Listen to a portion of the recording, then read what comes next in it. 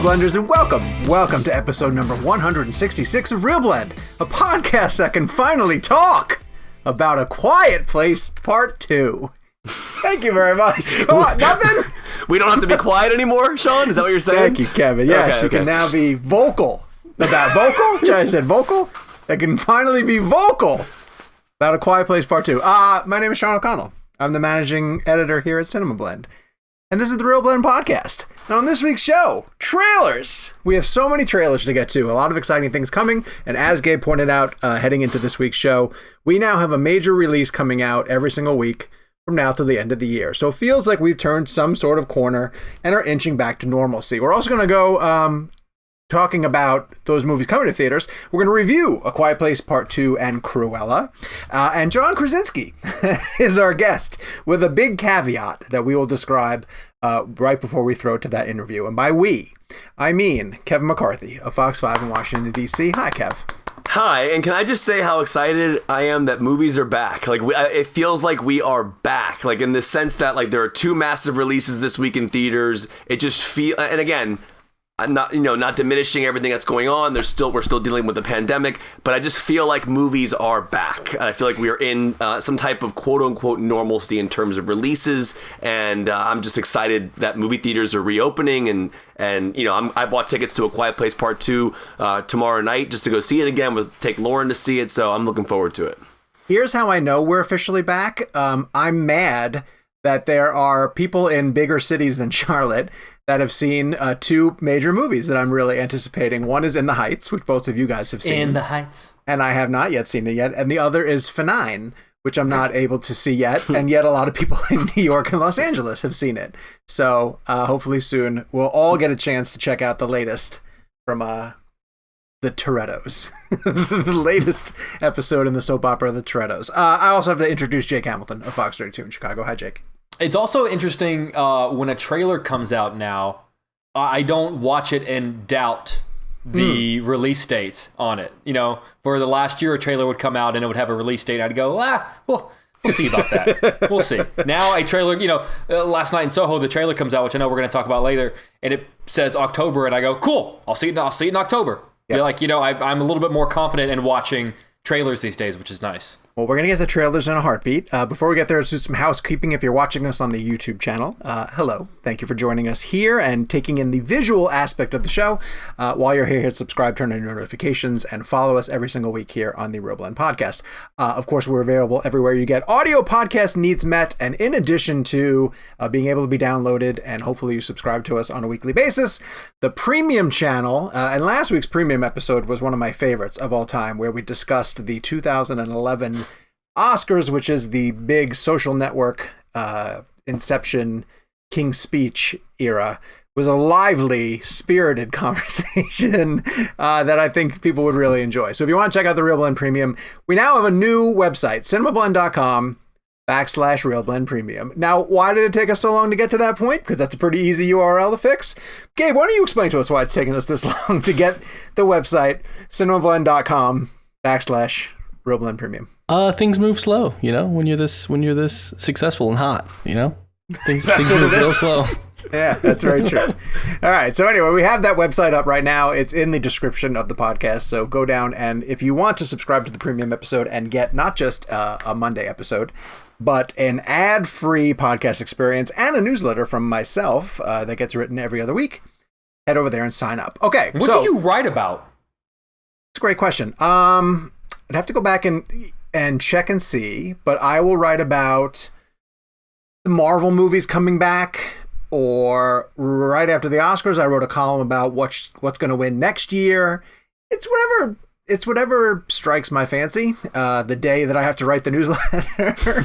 And then I also make a recommendation, a movie streaming week recommendation based on what's coming up. This past newsletter was my five most anticipated summer movies. And you're not going to share those with us? We don't deserve to know them? You just subscribe to the newsletter. I don't have $5 a month. My number one, should I give away my number one? This is premium content. I can give it away now. It was In the Heights. My number one is In the Heights. I've seen it. I know you have. Yeah, it is still my most anticipated.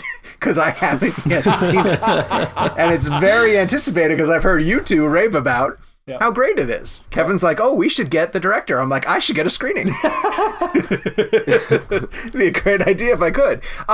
The weekly poll. So with Cruella coming out and taking a gauge of, we've seen a couple of these Disney live action films, Cinderella, Jake's favorite, The Lion King. I wanted to ask the people, how are we feeling about these live action Disney remakes? Kev, I gave people two options. Keep them coming or stop ruining my childhood. Where do you think people went? Well, it's so interesting because I feel like the general consensus surrounding the live action remakes is negative. But I actually have liked quite a bit of them. I really love The Jungle Book. I thought that I actually liked Lion King. I know Jake didn't love it. And I also really liked Cruella, which we're going to get into in our reviews later. But I'm going to assume that our audience went with the negative route, which is don't stop ruining my childhood, just because I think that's the general social media consensus for Disney remakes live action wise. But I thought Jungle Book was outstanding, and I'm looking forward to seeing kind of what they do with it. It's obviously a retread. They're retreading on previous material, but that's all Hollywood does anyways. So I don't really know why that's a surprise. But in terms of this, I think our audience went with the negative. 76% of the people said stop ruining my childhood. Yeah. Where did you fall on Aladdin, Kev? I forget. I didn't like Aladdin. No? I did not like Aladdin. I mean, but also I think my problem with Aladdin was that it didn't have Guy Ritchie's voice on it. So I wanted Guy Ritchie's Aladdin, not Disney's Aladdin, directed by Guy Ritchie. So if we had gone a little like Snatch and Lock, Stock, and Two Smoking Barrels editing style throughout that and kind of made it a little more Guy Ritchie, like why do you hire Guy Ritchie to do a movie like that if you're not going to let him use his voice? You know what I mean? So I think Guy Ritchie takes the job because he gets a lot of money. I think. Well, you're right. He takes the job because the movie makes $1 billion, and then he can make Gentleman and Wrath of Man afterwards. Wrath of right? Man. Yeah. Right. The reason that I thought Aladdin wasn't going to work was Will Smith, and he actually ended up being pretty entertaining. He was good. Movie. Yeah. Will Smith was good in that movie. Doesn't it bother you though that that's the most successful film of his career? Yes, extremely. Yes. I mean, you could probably say that about a lot of people, right? I bet Sam Jackson's most successful film was some Star Wars movie, right? I was gonna say it's probably or Avengers, it's Endgame, something. Yeah. Well, he's one shot in Endgame. What'd you say again? He's in one scene. Maybe we should just redefine success. You know, is it successful if everyone makes fun of it? But I feel like, you know what? It's not that people make fun of it. I think people just don't talk about it, which is even worse. Look, my thing with the Disney live action remakes, I wouldn't even, because I feel like I'm known for being like super negative about it. I wouldn't have voted like stop ruining my childhood. My vote would be just do exactly what they're doing with Cruella. Like if you're going to tap back into that IP, give me a different variation or perspective of that. Like I would have loved if they wanted to do the quote unquote live action Lion King. I would have loved Scar. Like what happened between him and Mufasa back in the day? Like did he get the scar? And then he got the nickname, or was it just ironic that his name is Scar and then he has a scar? Like what's like give me that story. Or like honestly, I even really loved the Christopher Robin movie. Like I loved that movie. Like give me a different perspective of a story I think I know kind of thing. Don't just freaking remake the same exact movie I've already seen 1,000 times. I remember asking Chiwetel Ejiofor because he played Scar in the live action one, right? Or the he said he built in a story about the scar specifically, but he wouldn't tell it to me. But like in the sense that like he actually had a story built in as to how he got the scar. So was he always named Scar? I don't know. I wonder if Irons had something had a story built in for it. I would imagine. Brilliant. Irons is brilliant as that. I guess the cool thing about the scar is in terms of the first one is I kind of like that we don't know because I just assume that like in terms of we know that scar happened in some kind of battle and some kind of. So you think his name is like? You think his name is like Daryl? And then John or something. And then he got the scar, and they're like, "No." He's like, "No, I'm going by Scar now." Right. Yeah. I don't know. I'm glad you said. No, wait. Does Cruella really fall under this conversation since it's not a remake? It's more of a prequel, or is this different? That's a good question. Yeah. I think it falls under the umbrella of kind of what we're in the same way that like the Christopher Robin one, I would still call a live action version. Yeah, that's fair. That's kind of why we lumped it into this conversation. Yeah. So, okay, so let's throw it to this week's interview, which is John Krasinski, and this is when did we do this? How deep is this? Is pretty funny. We were just in. Did you guys do this without me, like last week or something? We were in a staff meeting where we're running clips on the site of myself and Emily Blunt, and my boss said, "I saw you talking to Emily Blunt on the site. Was that virtual?" And I was like, "No, it's a year and a half old." He had no idea because he was not here when we filmed that interview. So this was the last interview that we conducted before everything shut down. And we've mentioned this on the show a couple of different times. But it's kind of wild to go back and listen to this again. And it was interesting because, and we can give a little breakdown behind the scenes, the studio did offer us a little bit more time with Krasinski, like very little, because he's doing a ton of press and is limited. But they said, if you have to clean up anything, if there's anything that's super old and not relevant anymore or is uncomfortable because of COVID now. And we listened to the whole thing, and I guess to our credit, we didn't make it timely or, really in the moment. I was able to listen to our interview all the way through, and it was as if we'd seen the movie, last week and then had a conversation with him about the filmmaking of it. And that speaks to the movie. The movie is, in my opinion, really great. We'll review it later on. There's a lot of really interesting stuff to get into here. It's spoiler free. Gabe, right? That's fair to say? Yeah, Gabe says it is. What do you guys want to talk about? What do you remember about just doing this interview? Well, I think yeah. Go ahead, Jay. I just remember it was a really... I think one of the reasons that COVID wasn't brought up in the conversation is because it was this really weird time where none of us really knew what was going to happen. Mm-hmm. By no means do I want to say, because we definitely weren't, like that anyone was joking about it, but there definitely was this feeling of like, we don't know what to do or how to act. I remember when before he walked in the room, we were told like, hey, there's going to be no hugs, no shaking hands kind of thing. And then we walked in, if I remember right, guys, there was sort of this like, can't shake your hand, but then we like would lean in, like we all got kind of a really close selfie with him. So they're really like, no one really knew kind of what to do, right? In a weird way, very similar to kind of right now, where even now, like I find people are going in for handshakes, and I don't know if I am going in for handshakes or people were like ready for hugs, and I'm like, I don't know how. I feel now we're kind of back in this, like I don't know what to do, which is kind of what I feel like if we were to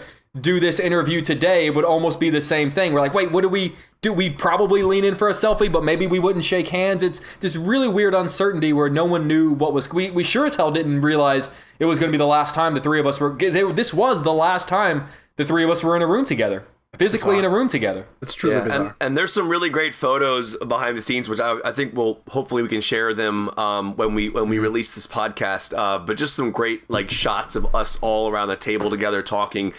It was a special trip because of everything that Jake just said in terms of it was the last time we were all three together. There were some great memories. We all went and saw the film, and then we got pizza late that night down by the hotel. And there's a great photo of us like over the pizza with these amazing pepperonis. Yeah. If you guys know like the pepperonis that like make little bowls, yeah, and all the grease is in the yes, in the and bowl. then like it contains the grease in like the little bowl of pepperoni. It was Don't like give us the rap, Gabe. It was like 1 a.m. and there was a line to get into the place. Yeah, like, that's huge, kind of which is always a good sign. Amazing about New York City. But this is in person in New York City, talking about A Quiet Place Part 2 with the great director John Krasinski. Tell Ryan we said congrats on Knives Out. So good to see you, man. Yeah. Damn good to see you. Thank you so much for doing this. Thank God this movie is good. It makes me so happy. We were up till makes me happy. We were up till 1 a.m. writing questions last night, and then this morning we do a thing called a geek out breakfast, and we did a breakfast and we wrote like 15 questions. We know we have limited time, so we're gonna try to get through as much as we can with you. But we're really excited to talk to you, man. Awesome. So, it's a big filmmaking dive. Is how I love it. Let's do it. All right, let's dive right in. Okay. There's a sound in your movie that I didn't expect to terrify me as early as it did. It's the sound of a pitch hitting a glove. Yeah. Because, and again, in that opening scene, and we're trying to dance around spoilers. Yeah, of course. It's a very noisy town. It's a small town baseball, and my kids grew up playing baseball. And I can remember when my 11-year-old was playing 14U baseball. And for the very first time, a man standing on the mound, of a kid who just had a growth spurt, threw a fastball in, and it hit the leather. And my kid looked over at me, and his face said, I'm done with baseball. Yeah, exactly. I think I had the exact same face when I looked over at my dad. I was like, no. Yeah, really? No, I don't need any of this. So I'm curious if, when putting these two movies together, if there are sounds that you discovered that aren't like a monster's coming, but just sounds that terrify you for like personal reasons. Yeah, I mean, certainly the opening of the movie, we had so much fun with that. I mean, spoiler alert, we got to have a lot of fun with sound in the beginning because it's before it all happens, right? So you can kind of see from the trailer that day one's happening, but we pushed the birds, we pushed cars driving by, we pushed all these things. I mean, for me, I think a car horn in the opening can be really, really scary. That still gets me. And then there is I don't want to give it away, but there's a creature in the movie that is not our creature, but a creature that every day. Yeah. That is, I think, the biggest scare in the movie. Right. Very true. We all know what we're talking about. Yeah. Okay, we're in on that joke. Yeah. One of my biggest fears after seeing part one and the thought of a part two was I didn't want any of you guys to over-explain. I loved the mystery of it. And I think I read on your Twitter, you were like, I will kill this dude if he does a sequel. And I was like, whoa. Oh, so you did read that. Yeah, you did read that. That's awesome. That is extreme, Jake. Yeah, well, it's an extreme movie. One of the things I loved about this movie is that you don't over-explain it. You give just enough. What is a question you absolutely do not want answered? I mean, I've answered all the questions for me, not to sound nerdy, but since you guys have Geek Fest, I've joined in on that. I had to answer all the questions for myself. It's about how much I want to tell other people. And the simple reason is this, not that I want to be like clever by half. It's really an idea of, I think the less information you have, put it this way, the more information you have, the more ahead of the characters you are. And if I let you get ahead of the characters, you're no longer experiencing this world with them.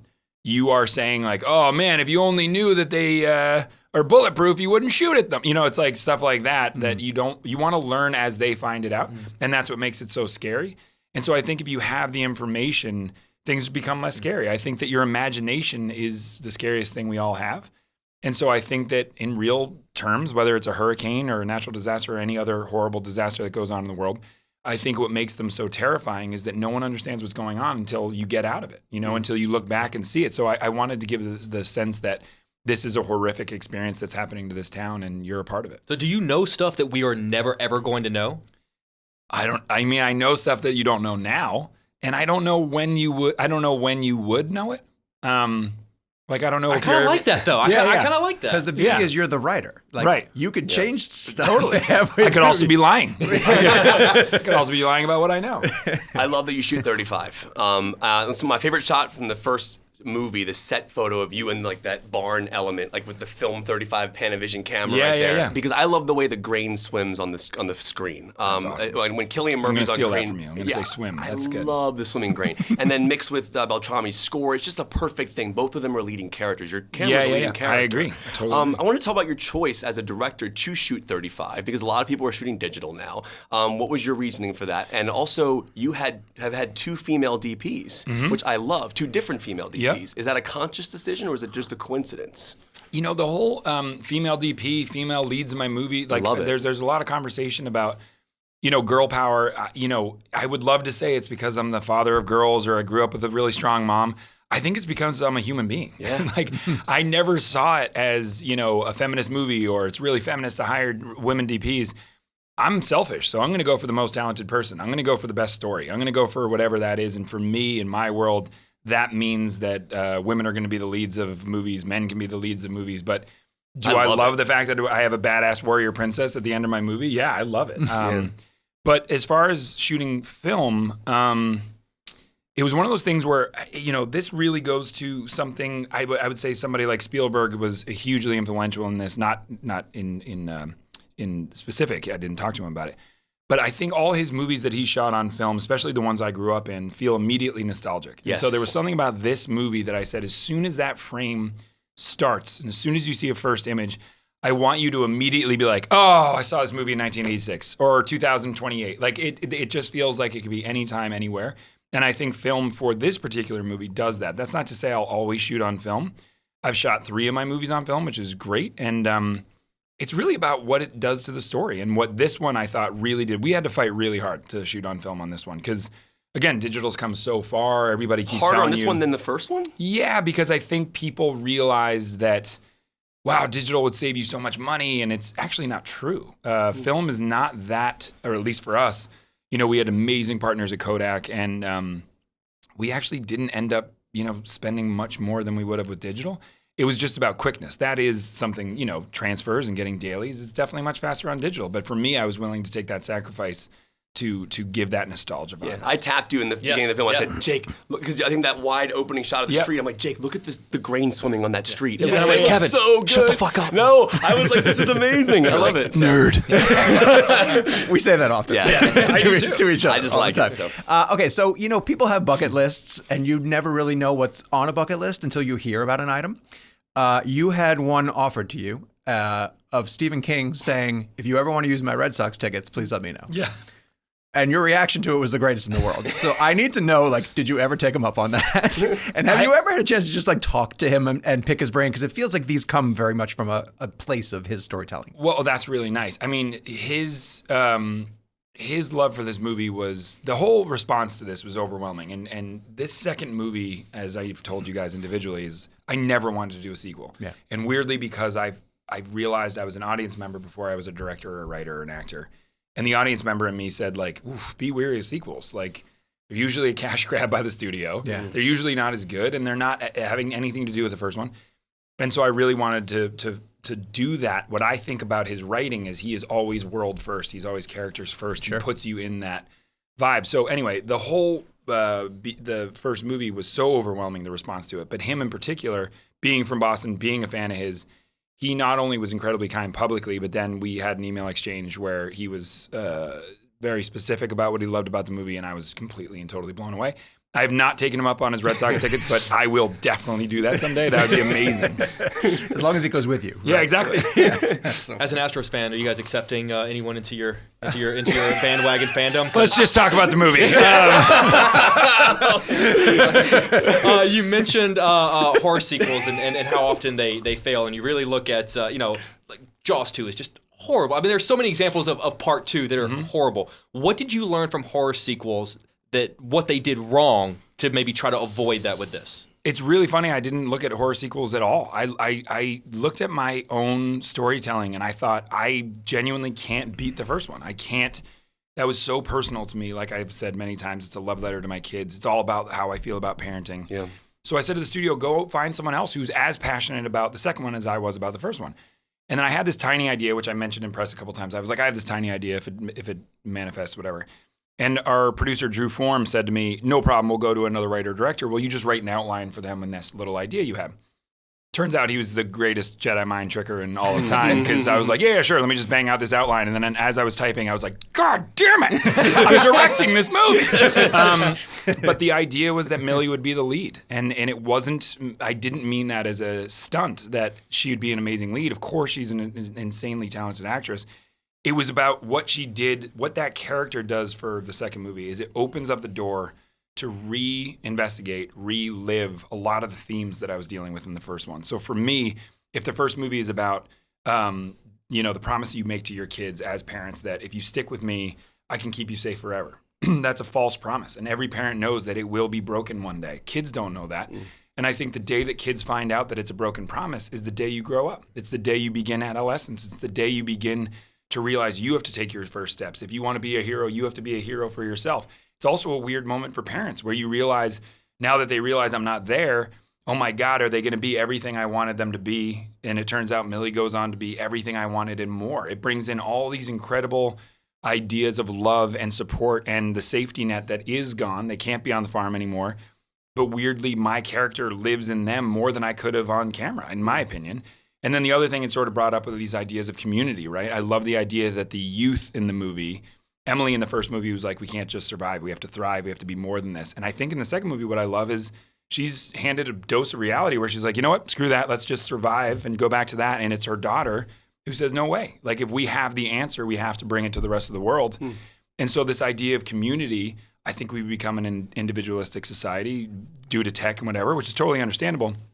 But I think we've lost that side of community. And I think that Cillian's character, what I wrote, was the big representation of reality, which is happening these days, which is, do I just protect myself or do I go out on a limb for my neighbor? Now, the reason why steel mills are in the movie so much is because my grandfather, I wrote it for him, he not only worked at a steel mill, my dad worked at a steel mill, but that steel mill town, when no one economically had the money to share regardless, they would give all the money they had to their neighbor. It was non-negotiable that you help out your neighbor and your friend. So I grew up with this huge sense of community. And so in the movie, I really loved that Cillian, even in the trailer, poses the big thesis statement, which is they're not the kind of people we're saving. And Millie debunks that by saying, I think you're wrong, and I think we have to fight for it. That's that kind of hope that I think I loved about Spielberg movies and all these things. It gives you this hope of, wow, not only, yes, are the kids the heroes, but there's something bigger at play here. This isn't just a scary movie for me. And that's what really personally, that's the longest answer ever. But No, that was a great answer. I appreciate you as a film. I think you're a great director, Thank you. filmmaker. I appreciate you because you've made me more aware of sound design. I remember seeing Brian De Palma's Blowout and thinking about the sound design in that. I just saw Lee Winnell's The Invisible Man. Very big on sound wait to see design. that. It's very scary. And so you do a great job with sound design because I find myself understanding how important that job is. Yep. I wanted to ask you this since the first one. In a scene where the actors are being completely silent and having to tiptoe on leaves or touch certain things, when you film it and then you go to edit, do you remove the nat sound completely and then add in those effects? That way you don't have anything extra? Or is it a mixture? No, it's a really good question. We had to evolve it because the weird thing on the first one was, I think our crew of 300 people on the first one in the beginning probably all had this assumption, which I totally understood, that, well, this is basically a silent movie, so they'll just build all the sound. And so people were more loud on our set than I've ever been on a set until we really got it, communicated that, like, we're actually going to give it a shot to do all this. In the second movie, we made it sort of paramount, right? No pun intended. But, but we really made that really important. And we ended up, and I know the sound designers were really happy because we really were able to use a lot more production value, production sound in this one than we were on the first one, especially in the opening, or I should say, after the title credit when we're back at the farm and stuff like that. There was really good sound there. And it was cool. It was this evolving thing, and our sound designers are so damn talented that they don't have a playbook. Their playbook is winning, and their playbook is mad scientist level excitement for trying new things. They ended up becoming one of my favorite collaborations on the process because they're so good and brought so many ideas, and then were so open to me throwing every single one of them out if I had to.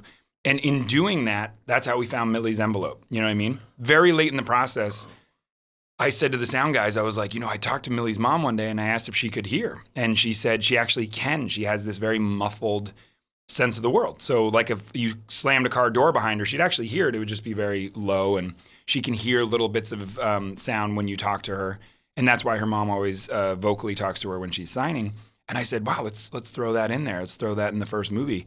And our sound designers went crazy. It was like so exciting to them, And what ended up happening is it was one of my favorite memories of the first movie, which is at the premiere, Millie's mom came up to me crying as hard as I've ever seen anybody cry. And she said, you gave me something I never thought I'd get, which is I got to live one day in the world of my daughter right there. Oh my Wow. That's amazing. Yeah, I like the moment in the movie when when the sound's out and you grab her shoulders and the sound pops back in. Like, I just love stuff like that. But yeah, go ahead.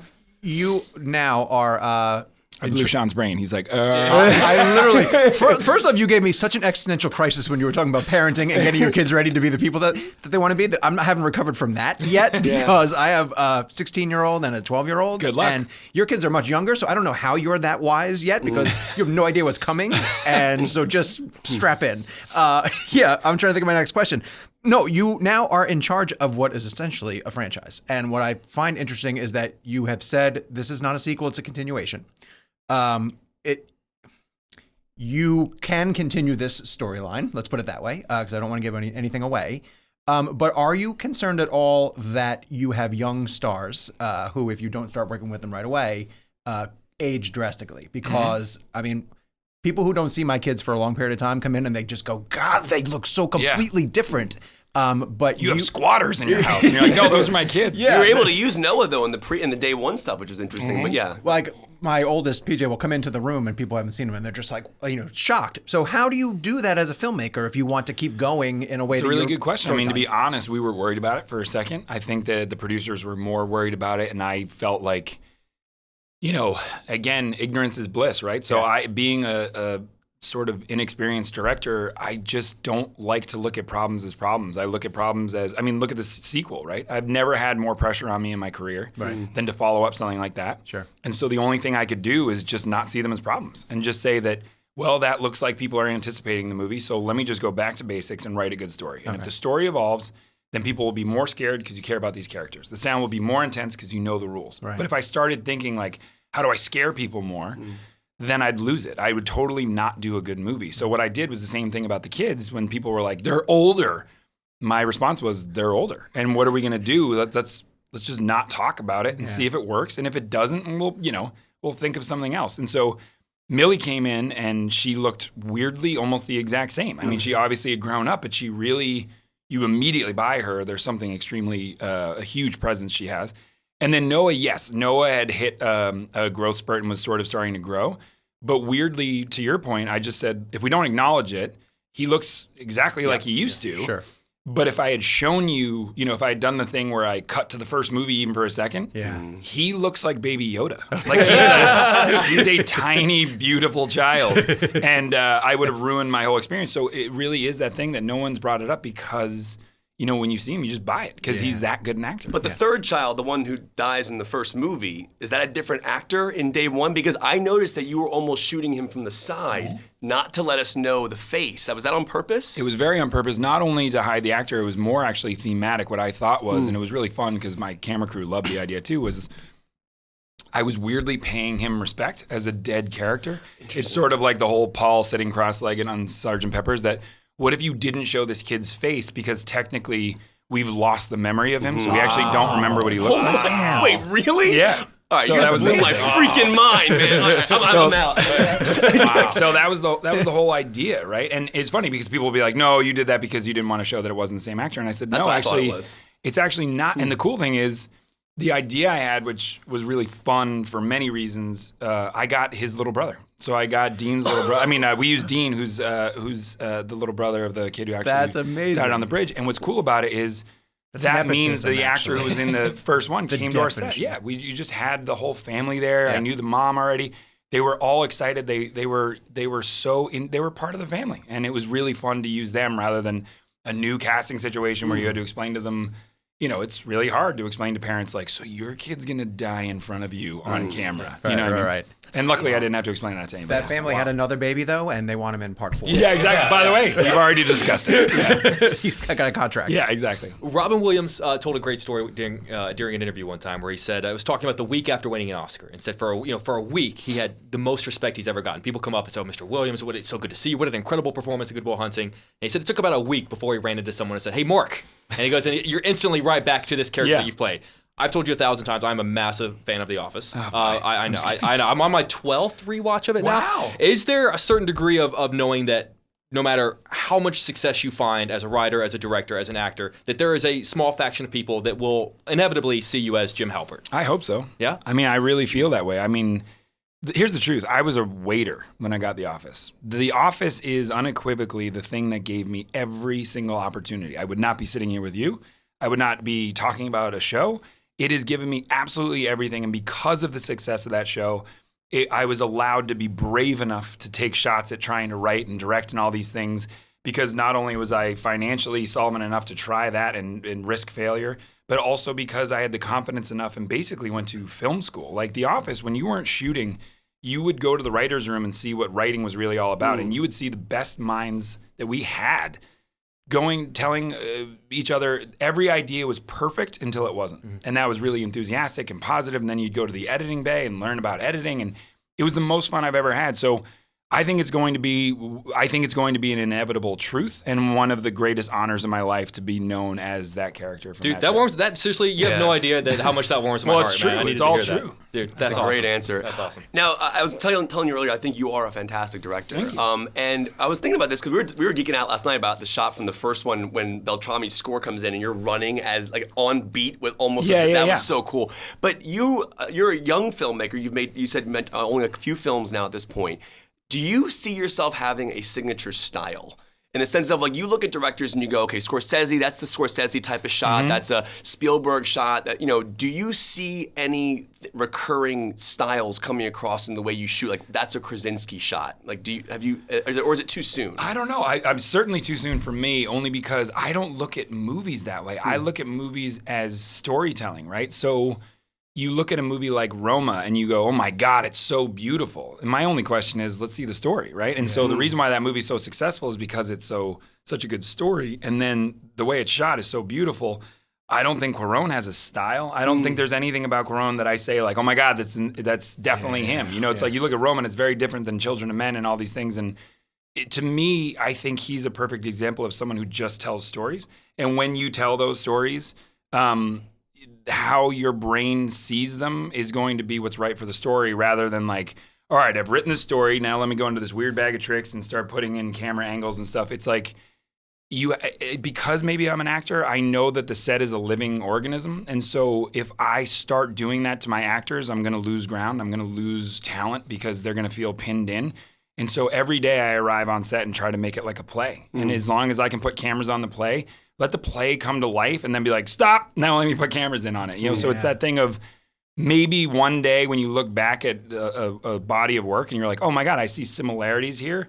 I will tell you 10 years from now the same that I'm telling you now, which is that is completely coincidental. You know, I by the way, I think it's awesome that Scorsese is a visual storyteller. You know what I mean? He sees life in a certain way, and we all go to his movies because of it. I think Quentin sees his world in a way we just want to be in Quentin's world, and that's a whole different thing. Also, he does something different every single time too, but you go because of that comfort of seeing the things that you really want to see. And so, I don't know.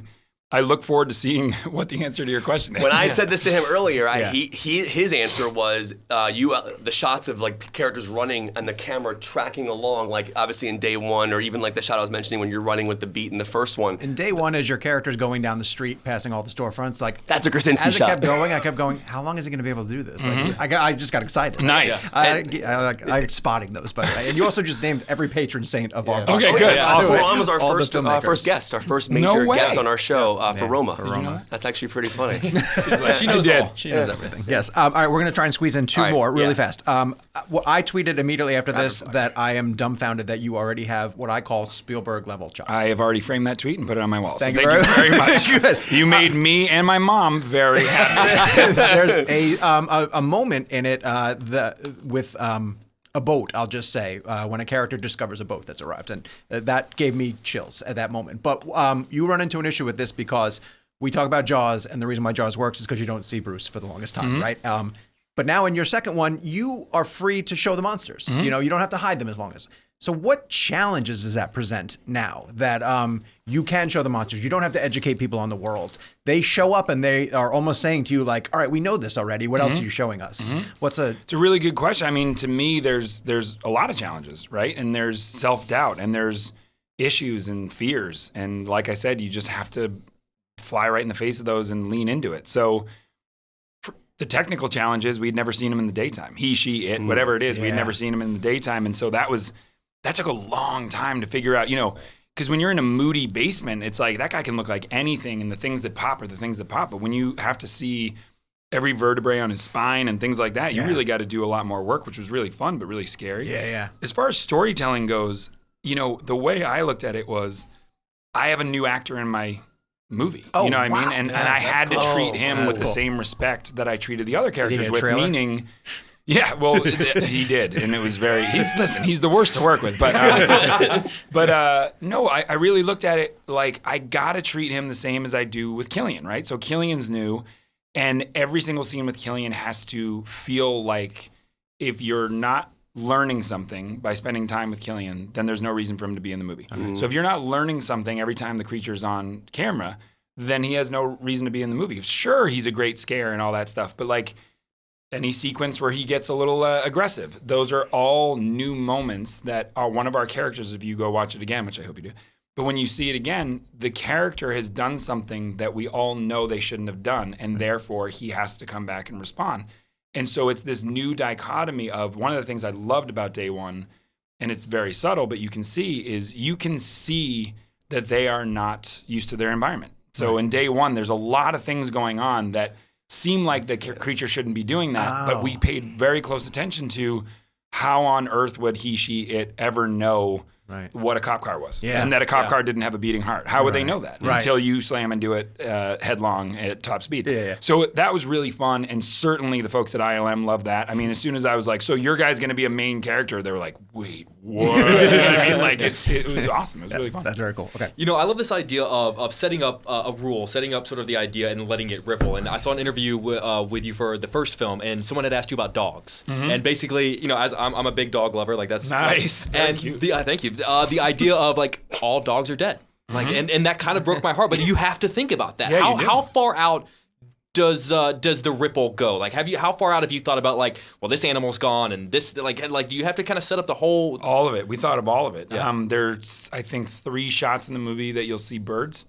I've loved that idea that there's no possible way for the creatures to get to birds if the birds fly. The beauty of that is the weird poetic irony of that these creatures are so magnificent, still as poetic as ever, and unfazed by that whole thing. I'm an evolution nerd. So the fact that birds are probably going to overpopulate the world at some time during this sort of quiet place, you know, world is great. But I also love the idea that, again, not giving it away, but that you know, I loved learning all that stuff when I was a kid about dogs knowing things first, and they certainly do in this movie. And there's one specific moment that I was really, really excited that I could get in, and it's at baseball. And there's just like this tiny thing, and it's one of my favorite things that when Emily saw the movie for the first time and she saw the dog moment, she went, she like got a shiver. I think I literally said like, oh shit, like because you just know because the dogs are gonna know everything before we do. Exactly, that's amazing. What's also in movies like it's harder to watch animals get hurt than it is humans. All right, so I'm gonna end on this because I want to. There's a shot in this movie which is in the trailers, it was in the promos, the continuous shot that's following Emily in the car as that bus is coming. I'm curious how you executed that. Is it one shot? Did you have stitches in there? Because there was a shot of you getting out of a car at one point that it looked. I was wondering if you stitched that shot of you getting out. Okay, so for the Emily shot, do you stitch that? How does that shot get done? How many takes is it? It's pretty wild. So that goes to that thing where I was saying I try to make every scene a play. The only stitch in the movie is the one you pointed out about the car. Really? Yeah, and the reason why that's just safety. Literally, we couldn't have an actor pull up in a car that would then fly through the air if it wasn't safely secured. Yeah. So I had to get into my car, safely secure the cop car, and then. I like the stitch. It was like the door opens. It was a clever way to stitch it. Yeah. But Emily's is so real. I think I put my marriage on the line when I put her in the car. That's true. Like when I was explaining to her on set all the things that were going to happen, and I said, "You're going to hit this stuntman. That car is going to come 3 feet from you, and then this bus is actually going to clock at 40 miles an hour." Her face fell, and she went, "But not really." And I went, No, the bus is coming at you at 40 miles an hour. I thought it was a composite shot. Wow. No, that's a real bus, and that bus hits that car, and all that is totally real. That's insane. And I got to say that it really was a weird moment because as I was explaining it, you know, as I'm writing it, I'm a giddy nerd, and then I'm about to shoot it, and my crew... You know, the one thing I will say about that moment is it's probably the most proud I've ever been to be a part of a crew because, you know, everybody always says when they accept an award, this is for my crew, and I don't doubt that that's all true. I've never seen a more deserving crew than my crew on this movie. There was 0 no's. I mean, every time I came up with an idea and I said, we're going to shoot this shot, everything, to be honest, from the studio and producers was like, can't happen. And my crew was like, it can happen. There's this camera in Germany that it can dangle down and it's an arm and it'll allow you to get this thing. It's called Mokos. And I was like, great. Then we started rehearsing with stunts, and Stunts was like, we can do it. And I said, how do you get that many? And they said, for that day, we'll have this many stuntmen, this many stunt drivers.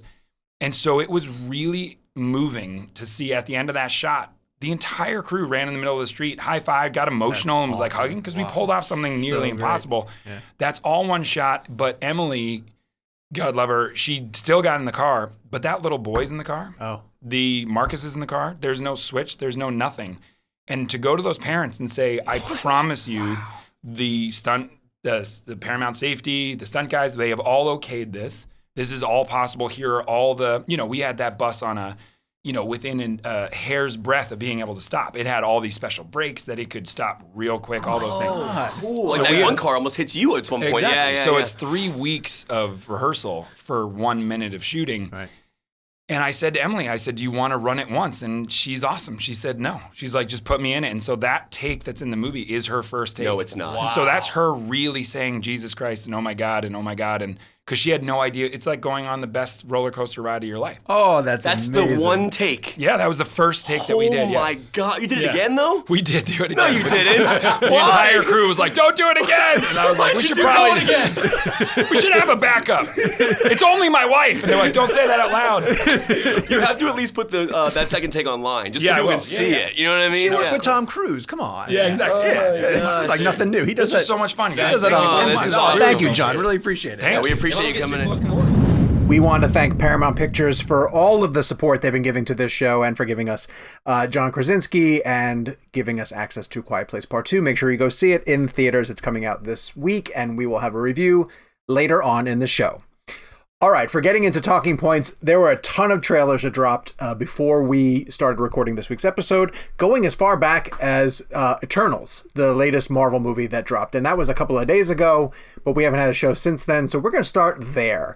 The latest superhero team to be introduced into the Marvel Cinematic Universe is interesting for a number of different reasons. You might not guess that based on the teaser, but it is by director Chloe Zhao, who is coming off of, thank you, Gabe, coming off of the Oscar win for Nomadland. And I bring that up because I thought that this trailer or teaser had the same sort of visual aesthetic as Nomadland did. When It's the trailer very... first started, I thought it was Nomadland. Just the way it was lensed, it looked like it. Yeah. So she has a very naturalistic approach. It's definitely by design. I don't think it's out of I don't think it's going too far as to say that I think Chloe Zhao is an unusual choice to direct a superhero film based on her doing The Rider and Nomadland beforehand. She seems like those are the types of films, very grounded, very emotional, very human dramas. And I think she's going to try to bring that element to this movie. Yes, Kev?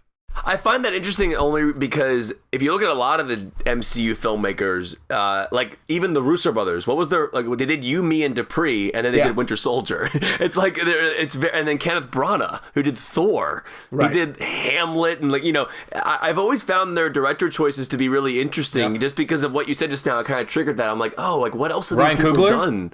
Yeah, Coogler. Well, coming off of Coogler's arc was interesting because he did Fruitvale, then he did Creed, so he kind of went up in budget. Honestly, even Favreau. Favreau. Yeah. Well, Zathura, I guess, was kind of that was kind of. Well, Iron Man was such a gamble. Nobody knew what Iron Man was going to be at that point. But you know who would have been a great fit into that, and we're going to get to him in a second, is Edgar Wright. If they had held on to Edgar Wright and developed Ant-Man, that would have been a pretty interesting way to go. So, I'll be honest with you, this trailer didn't do much for me. And I am kind of mixed on the idea of Eternals anyway. I'll say this up front. Of course, it's a Marvel movie, so I'm going. I'm in. And so they don't have to sell me.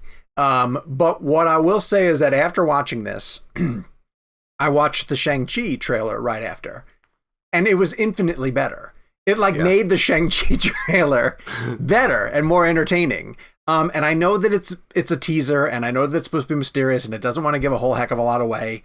And it really is just like, here are the characters, but it didn't give me any story. And Jake, I know that that's a big problem that you had with it too. Well, yeah, I mean, look, we've been having a lot of discussions off camera, and I've sort of seen it amongst film Twitter folk, which I don't think I'm a part of. But what is a teaser? What is the point of a teaser? Sure, it's not supposed to give it all out there. It's not supposed to lay it all on the table.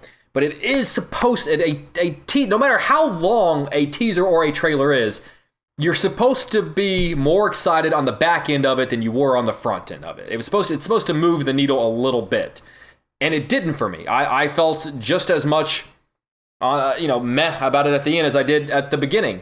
And I think, and Gabe brought up a point, which I think is unfair, to sort of say, well, we're going to see it anyway. Sure, but it's our job to see it. I'm trying to look at it through the viewpoint of someone who maybe casually picks and chooses what they watch in the Marvel universe, and maybe hasn't seen all 22, 23 films. And to me, there was nothing in that trailer that on a Friday night when that trailer lands before they go see A Quiet Place Part 2, and there's that brief moment of black where you can kind of hear the buzz in the audience and people are sort of, I gotta go see it. I think you're going to hear a lot of either silence or like, oh, what's that? Like, I just don't think there's nothing in there that moves the needle. Gabe, I saw hand motions. Well, no, you mentioned I think people in general are going to go see it because it's a Marvel movie, not just because we're going to go see it because that's our job, but that is definitely true. I think that when they end that teaser on them talking about Cap and Iron Man no longer being there, I think that general audience is going to go, oh, I have to see that because they're going to talk about. To me. See that? I don't disagree. So I don't disagree, but to I me think that felt like, hey, You love these guys. You Yes. love this world. Pay us money.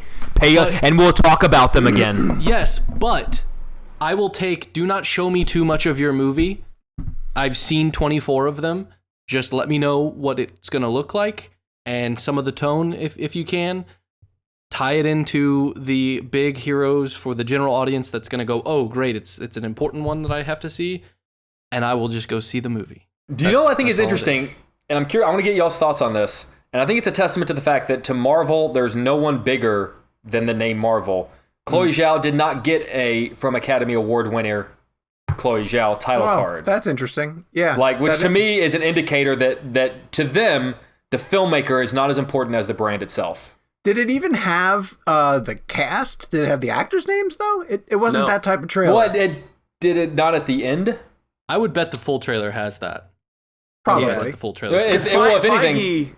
Feige's definitely proud of the fact that she won that Oscar before this movie. Oh, sure. But it's an interesting point that they didn't put that in there. But also, you have to I guess one of the other things you have to think about is how many Marvel fans saw Nomadland, which is another interesting element as well. But I thought the trailer for this movie didn't do anything for me emotionally. I mean, I thought visually it looked really cool, the colors and everything. I thought it was gorgeous to look at. Cinematography was amazing. The comedic bits were terrible. They made me cringe, actually. That last scene, when the character literally says their full name, Steve Rogers, I just found that was literally them reminding the audience, like Jake was just saying. That line was as bad as some of the exposition that I saw in Falcon and the Winter Soldier. I just can't think you can be that. I don't think you can be that harsh with like a 50-second trailer. It's way too on point. See, when I saw that trailer just now, because I had put it off watching it because I honestly just didn't have the desire to watch it. But that particular moment, no one would talk like that. No one would literally say. I don't think that's fair. I don't think that's fair to say. You don't have the context. You don't have the context of those characters. Maybe that sounds like imagine Drax with not knowing Drax's whole deal. You'd go, what the fuck is he doing? What is that? Why is he talking like that? Like, that's an extreme example, but my point being, you have no context of the character, the story, that scene. There's not enough to didn't work be that though. harsh. Regardless, it's it's still there. It's still a trailer that has a tag. I think it has to work in the marketing piece that it's it was fine for me though. I get why. Right, but all three of us didn't like it. That's fine, but I'm saying it worked enough for me, and I don't think it's fair to be that harsh on it when you don't have the context of it. I do think that this particular teaser holds more responsibility than we think it does, in the sense that like all of these movies now have to convince us to come back and to care again, because for the most part we have lost a lot of the big characters who were already pretty well known but still had to be sold to the mainstream audience. They still had to, even though the average person long before the MCU kind of knew who Thor was and knew who Captain America was and knew who, maybe not Iron Man, but though that they kind of had the main people and they're gone now. So they, like, every trailer from Shang-Chi to Eternals, they have to convince us that the future of Marvel, even though the main story that you've been following for 10 plus years is done, please come back, because we have to, like, these characters that you've never heard of in your entire life, they're cool too. So I do think there is more of a weight and a more of a responsibility to these trailers than just saying, oh, it's Marvel, so you'll show up. Right, and Phase 4 just doesn't seem interesting to me at this point. I waited a week to watch that Eternals trailer. I had no desire to watch that trailer. I had no desire to. I mean, I think as opposed to like God of Thunder, you would have Love and Thunder, Thor, you would have watched like that immediately. But again, I'm not. I think Phase 4 right now has nothing that I'm like super amped about except for Doctor Strange 2. That's the only. Even Love and Thunder. But I didn't love Ragnarok. Okay. I'm on the Ragnarok's one of my least favorite MCU films. So it's like really. I think Thor 1's better than Ragnarok. Wait, would you like bottom quarter? Yeah, I don't love Ragnarok. Ragnarok's like top 5 MCU for me. Oh, I'm the opposite. It's Tarantino's favorite MCU movie. That's fine. That doesn't mean I love it. I don't love Ragnarok. I really don't. I've never liked. And it's like the humor. You say the humor takes you out of it. The humor. See, in the that humor is. movie Yeah, I think Taika Waititi's going to double down. Yeah, He's gonna go. He's pushing all the. It's gonna get onto the weird. Did you table. not see what he did with Hitler? If he can make Hitler that funny, I think he can See, I he can also make didn't Thor love that Jojo funny. Rabbit that much. So Yeah, I don't like Jojo Rabbit. I'm not really. I admire him as a filmmaker. Ragnarok to me didn't work. I remember. I mean, to me, like, I would put Ant-Man above Ragnarok. I'd put Doctor Strange above Ragnarok. I would put Thor 1 above Ragnarok. I mean, there are so many movies in the MCU I would put above Ragnarok, and I just don't. Yeah. The most interesting thing I'm waiting to see about Phase 4 is if and how all of the films are going to connect thematically. Like, are they going to connect thematically? Or is it really just, as Jake was sort of saying, you know, they're now introducing a whole wave of new characters to see who sticks and, you know, what franchises they can kind of develop. Because you're getting a few proven sequels. You know, Spider-Man No Way Home is coming, and Black Panther 2 is going to be huge, even if Chadwick's not in it. Thor will be big, I think, and Guardians 3 will be big. But then they are bringing out, you know, I think Blade is going to get introduced in there. Obviously, Eternals is new. Shang-Chi is new. So they're testing the waters with a few things, and I'll be kind of curious to see where it goes with that.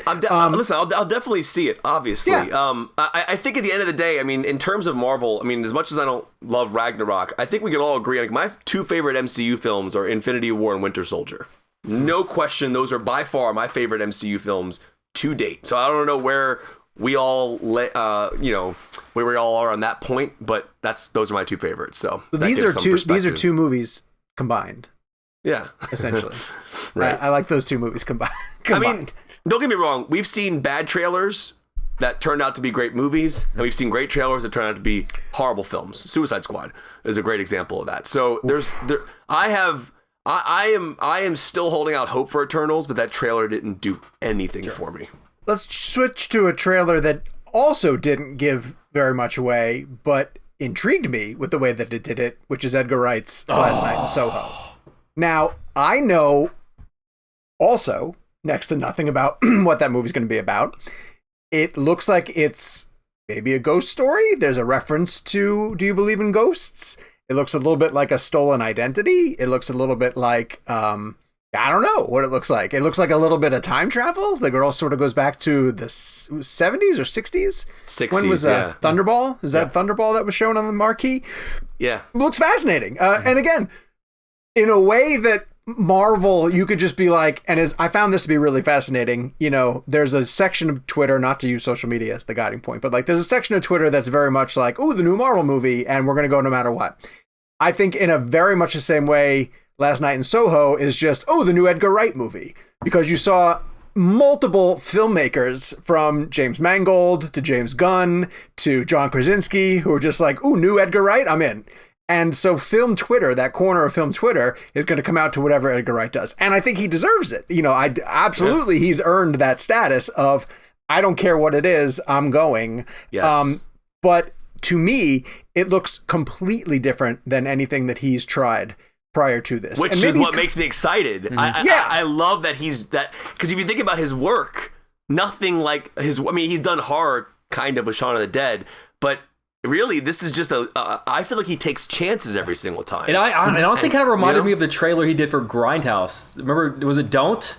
Don't. Yeah, and it kind of made me think that, like, did that trailer make him tap into something that, like, he wanted to explore further? Like, the last frame of the trailer where it freezes and it goes to the title card reminded me of what they did for Don't, which is they would freeze on something and then the word Don't. You know, if you want to go in that house, don't. You want to get excited? You guys want to get excited? Sure. The DP on Last Night in Soho is Chung Hoon Chung, who also shot Old Boy. Oh, nice. The Spike Lee? Like,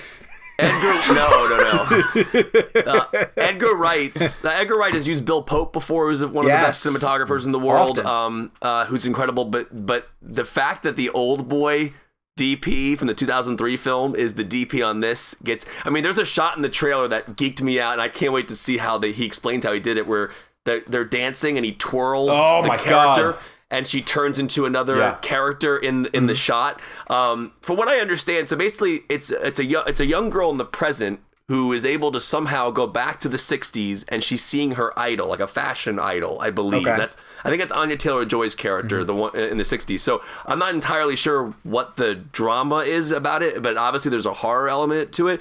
One thing that really intrigued me was Edgar Wright's talking about it, and the idea that he's been having this like thought in his mind for a long time. He's like inviting people, now I'm going to bring you into my world for a little bit and let you fester with this story. So, I mean, Stephen Price is doing the music for it, who did the incredible score for Gravity. He's one of the best composers out there right now. And I'm just excited. The lineup on this, obviously he shoots film, 35. It's going to look amazing. I mean, the visuals in that story, like it's funny. You look at Eternals and look at this.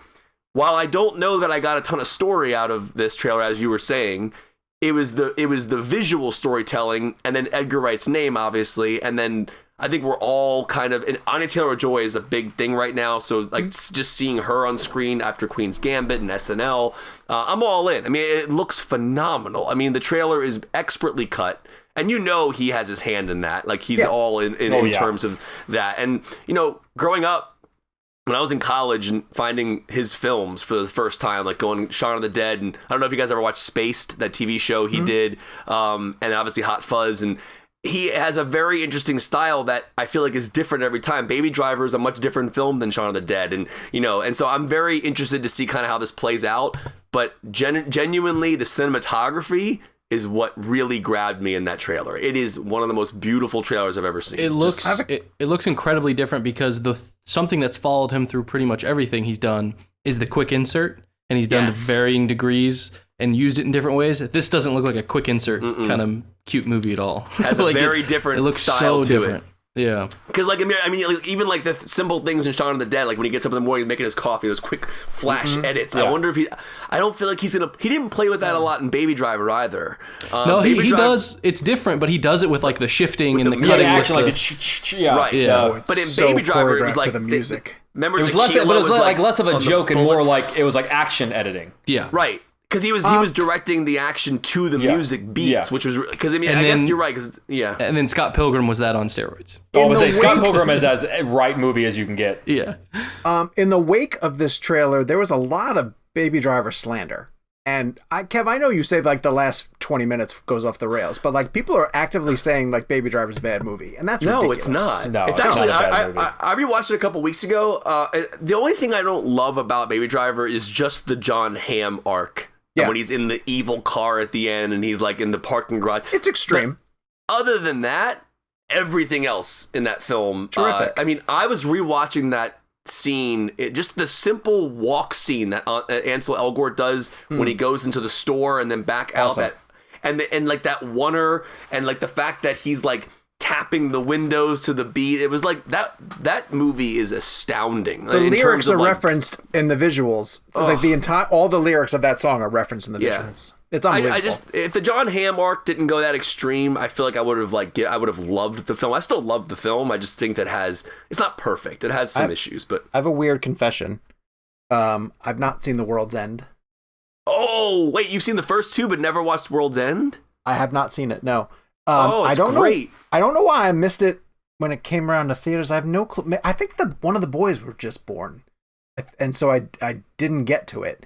And I bought it recently, and that's why I'm looking around the room because I know I own it somewhere, and kept meaning to catch up with it because it's not available on streaming. Like that's one of the ones that's just not available anywhere. Hot Fuzz and Shaun of the Dead are both available, and Baby Driver's on Hulu and stuff like that. But I can't find that one. So anyway, I own it, and I got to catch up with it. That's my least favorite of the Cornetto trilogy. I mean, I was obsessed so much with that trilogy that when I would go travel abroad, I would get Cornetto ice cream cones because like they sell them. I don't know abroad. I don't know if they sell them here in the U.S. Wait, I don't know. Didn't you guys? I know we have to go on, Gabe, but didn't you guys like email Edgar Wright while you were in the UK? We tweeted him and he kept tweeting us back. We tried to get him to like come get beers with us, and he told us which bar to go. Yeah, he told us which. Yeah, that's all right. Yes. Or did we? I think we went to the World's End bar. But it's called something else, or it's called the World's End? I think the bar is called World's End. They actually have a bar called that. And we really tried to get him to meet us up, and he was like actively tweeting us back. And basically, he was like, "Guys, I can't come out and drink with you." but the fact that he was even willing to engage with us, like we were all giddy. It was great. I like that you guys have so many stories that you forgot that story. Yeah. And I had to remind you that you guys did that. Well, also we got very drunk that night. It's true. It's true. On old fashions? Come on, you guys. No, I think it was That might just have been beer. a beer night. I think it was a beer night. Yeah, it was a beer night. Well, That's what the characters usually drink in his movies. You don't go to a place like that and get an old fashioned. it's going to be a beer night when I sit down in a theater and watch Gunpowder Milkshake. Yeah. This trailer is incredibly badass. And it really just kind of looks like Karen Gillan gets her own John Wick franchise, which is great. If that's the one-liner that I'm sold. I ain't mad about it. It kind of looks like there's a universe that would include like the Continental. She meets her mom, who's played by Lena Headey of Game of Thrones infamy, and it's the two of them having to protect a young child against a whole organization of armed up criminals that include Carla Gugino. Gugino, I think it's Gugino. It's Gugino? two harsh G's, I believe. Who else is in that? Angela Bassett? Is Angela Bassett one of the other people in it? Angela Bassett. No, I'm just kidding. Looks amazing. Angela. It looks amazing. It looks fantastic. And it's one of those trailers that I'm not even quite sure who directed it, but it's edited beautifully. Like, it's just a firecracker. And so I'm more fired up for Gunpowder Milkshake than I am for the other two movies that we talked about. And even, I'm fired up. I agree with you. The trailer for Gunpowder Milkshake looks better than the Eternals. I'm sorry. What about but better than Last Night in Soho? No. It looks like it's going to be a lot of fun. It looks like it's going to be pretty incredible. The only is it just a Netflix movie? Is it going to theaters? I'm not quite sure. I think it's just a Netflix. I hate to just say just a Netflix movie, but it feels like it's only going to be streaming. Yeah, look at this just a Netflix movie over my shoulder. Best Picture loser. loser. No slander. You guys are all in on it, I'm assuming? Also? 100%. Great trailer. I mean, it's, again, the John Wick element is definitely there. I love Karen Gillan. But this could be a situation where the trailer is phenomenal. I don't know if the movie going to be as good as the trailer, but the trailer is expertly cut. Like, it's a perfectly cut trailer. They gave you it was red band, basically it was, right? Because there was a lot of blood squirting everywhere. It looked like it. So super violent. Carla Gugino, I love her in Sin City. So good in Sin City. I love her in everything. She's fantastic. Did you find out, Gabe? Is it going to theaters? I can't. I don't know if it's going to theaters yet. Son of a bitch. But you know how Netflix does it? It's like 3 weeks before it comes out. They're like, oh yeah, it's going to be in a week in advance. But it doesn't seem like it. Who knows? You never know. They don't do that for all their films. So I would imagine that it. I don't know, because Snyder's movie got a week release probably because he's Snyder. Well, this also comes out July 14th, so I don't think they're going to want to compete theatrically, maybe, if that's probably a problem for them. Yeah, there's a bunch of things coming to streaming that week of July. Yeah. One of the, is it Don't Breathe 2 or Escape Room? Sony has a horror movie. Escape Room 2. We will get there soon enough. The other one that hit that I think looks like it could be kind of fun, even though it looks a little bit generic, like it's borrowing a lot, heavily from other existing films, is Chris Pratt in The Tomorrow War. And new trailer for that drops. Great premise. I really like the premise, and I kind of like the execution of the way that they are setting it up. Soldiers from the future come back to our contemporary time period, and essentially say, hey, we are locked in a battle with this alien threat, and we need soldiers. And they recruit people from our time period, and they time travel to the future. So it has an Edge of Tomorrow sort of element to it. I guess a Terminator kind of element to it. Chris Pratt looks like he's having a good time. I kind of like, sarcastic, tongue-in-cheek Chris Pratt. The action looks pretty great. J.K. Simmons shows up in it at some point. With a trailer beard. kind of told me, with a beard. The trailer told me everything I'm going to get from it, and it feels like it's going to be a fun popcorn thriller. So, you guys, any higher or lower expectations based on what you saw? No, I think you're right. It's derivative. There's probably a list of movies you can be like, oh, that's from this, and that's from this, and that's from this. But like, I also am not taking it so seriously, and that like, for a movie that to me kind of came out of nowhere and I wasn't super aware of it. I think we all just sort of got the junket invite a few days ago. I'm 100% in. Can't wait to get the screener and watch it. I like smart ass Chris Pratt, which we're getting a little bit of, but I really miss funny Chris Pratt. Like really like full blown and I feel like he's taken the direction because it's probably more movie star, but like action star Chris Pratt. But I miss Andy Dwyer, man. I miss because he's just so good in roles like that. And he's so unbelievable. And if you've ever seen just not even Parks and Rec, the bloopers of Parks and Rec, you realize how unbelievably funny he is and how quick he can be.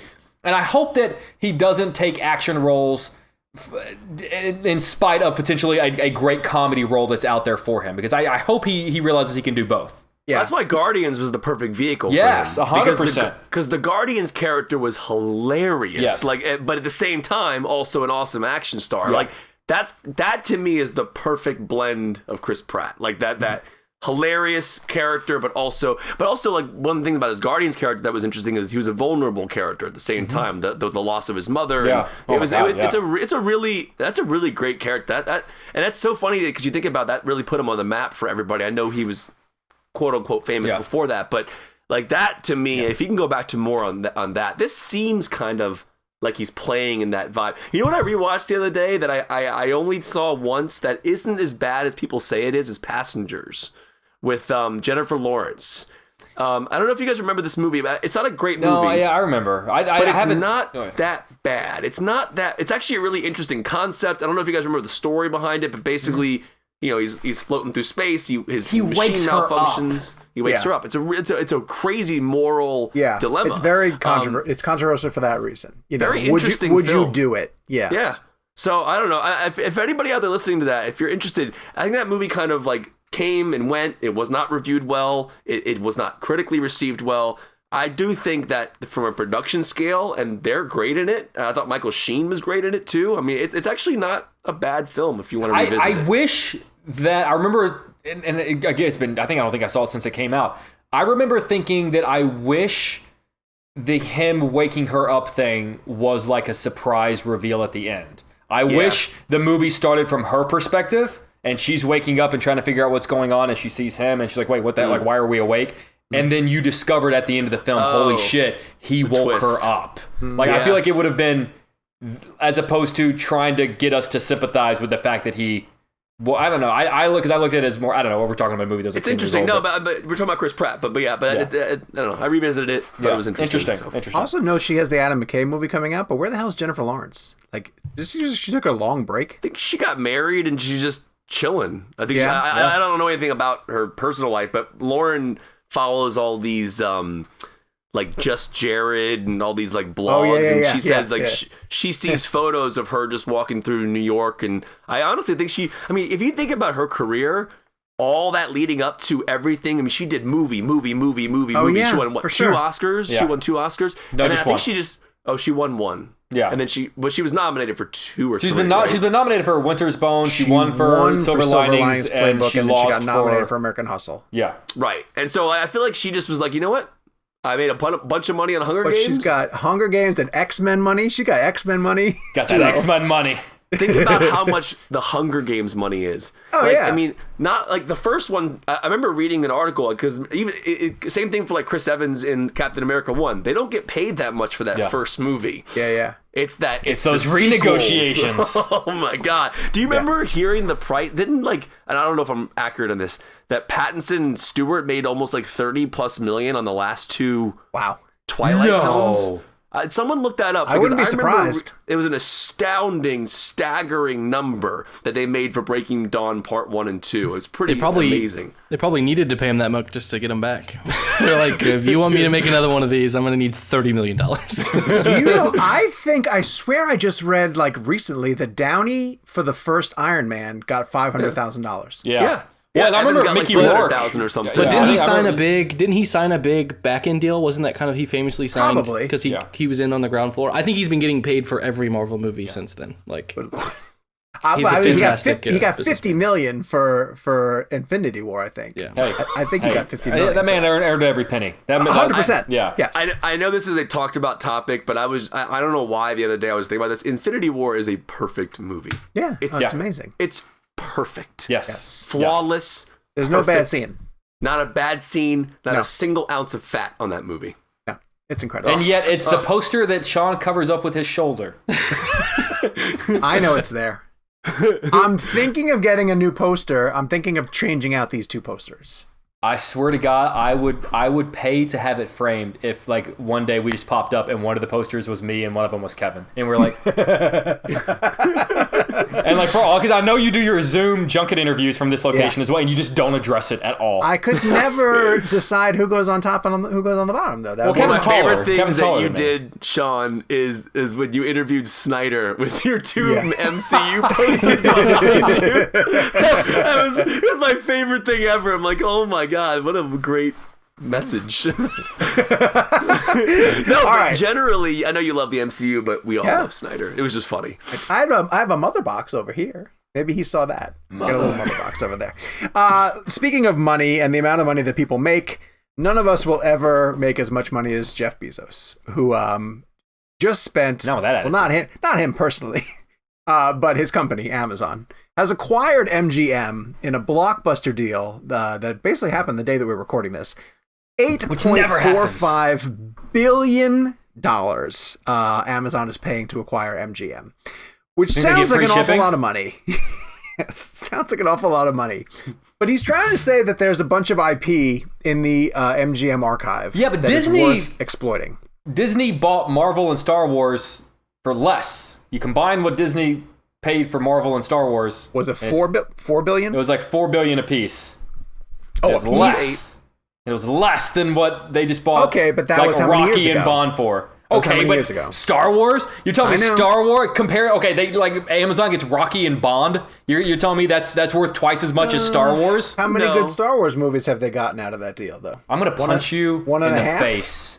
I'm gonna punch you right in your smug face. Two at best.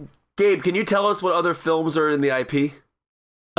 So there, he specifically mentions, this is from Variety, he mentions in, I believe it was an investor call, he cited MGM films and franchises including James Bond, Thelma and Louise, Raging Bull, RoboCop, Tomb Raider, as well as TV shows like The Handmaid's Tale and Vikings.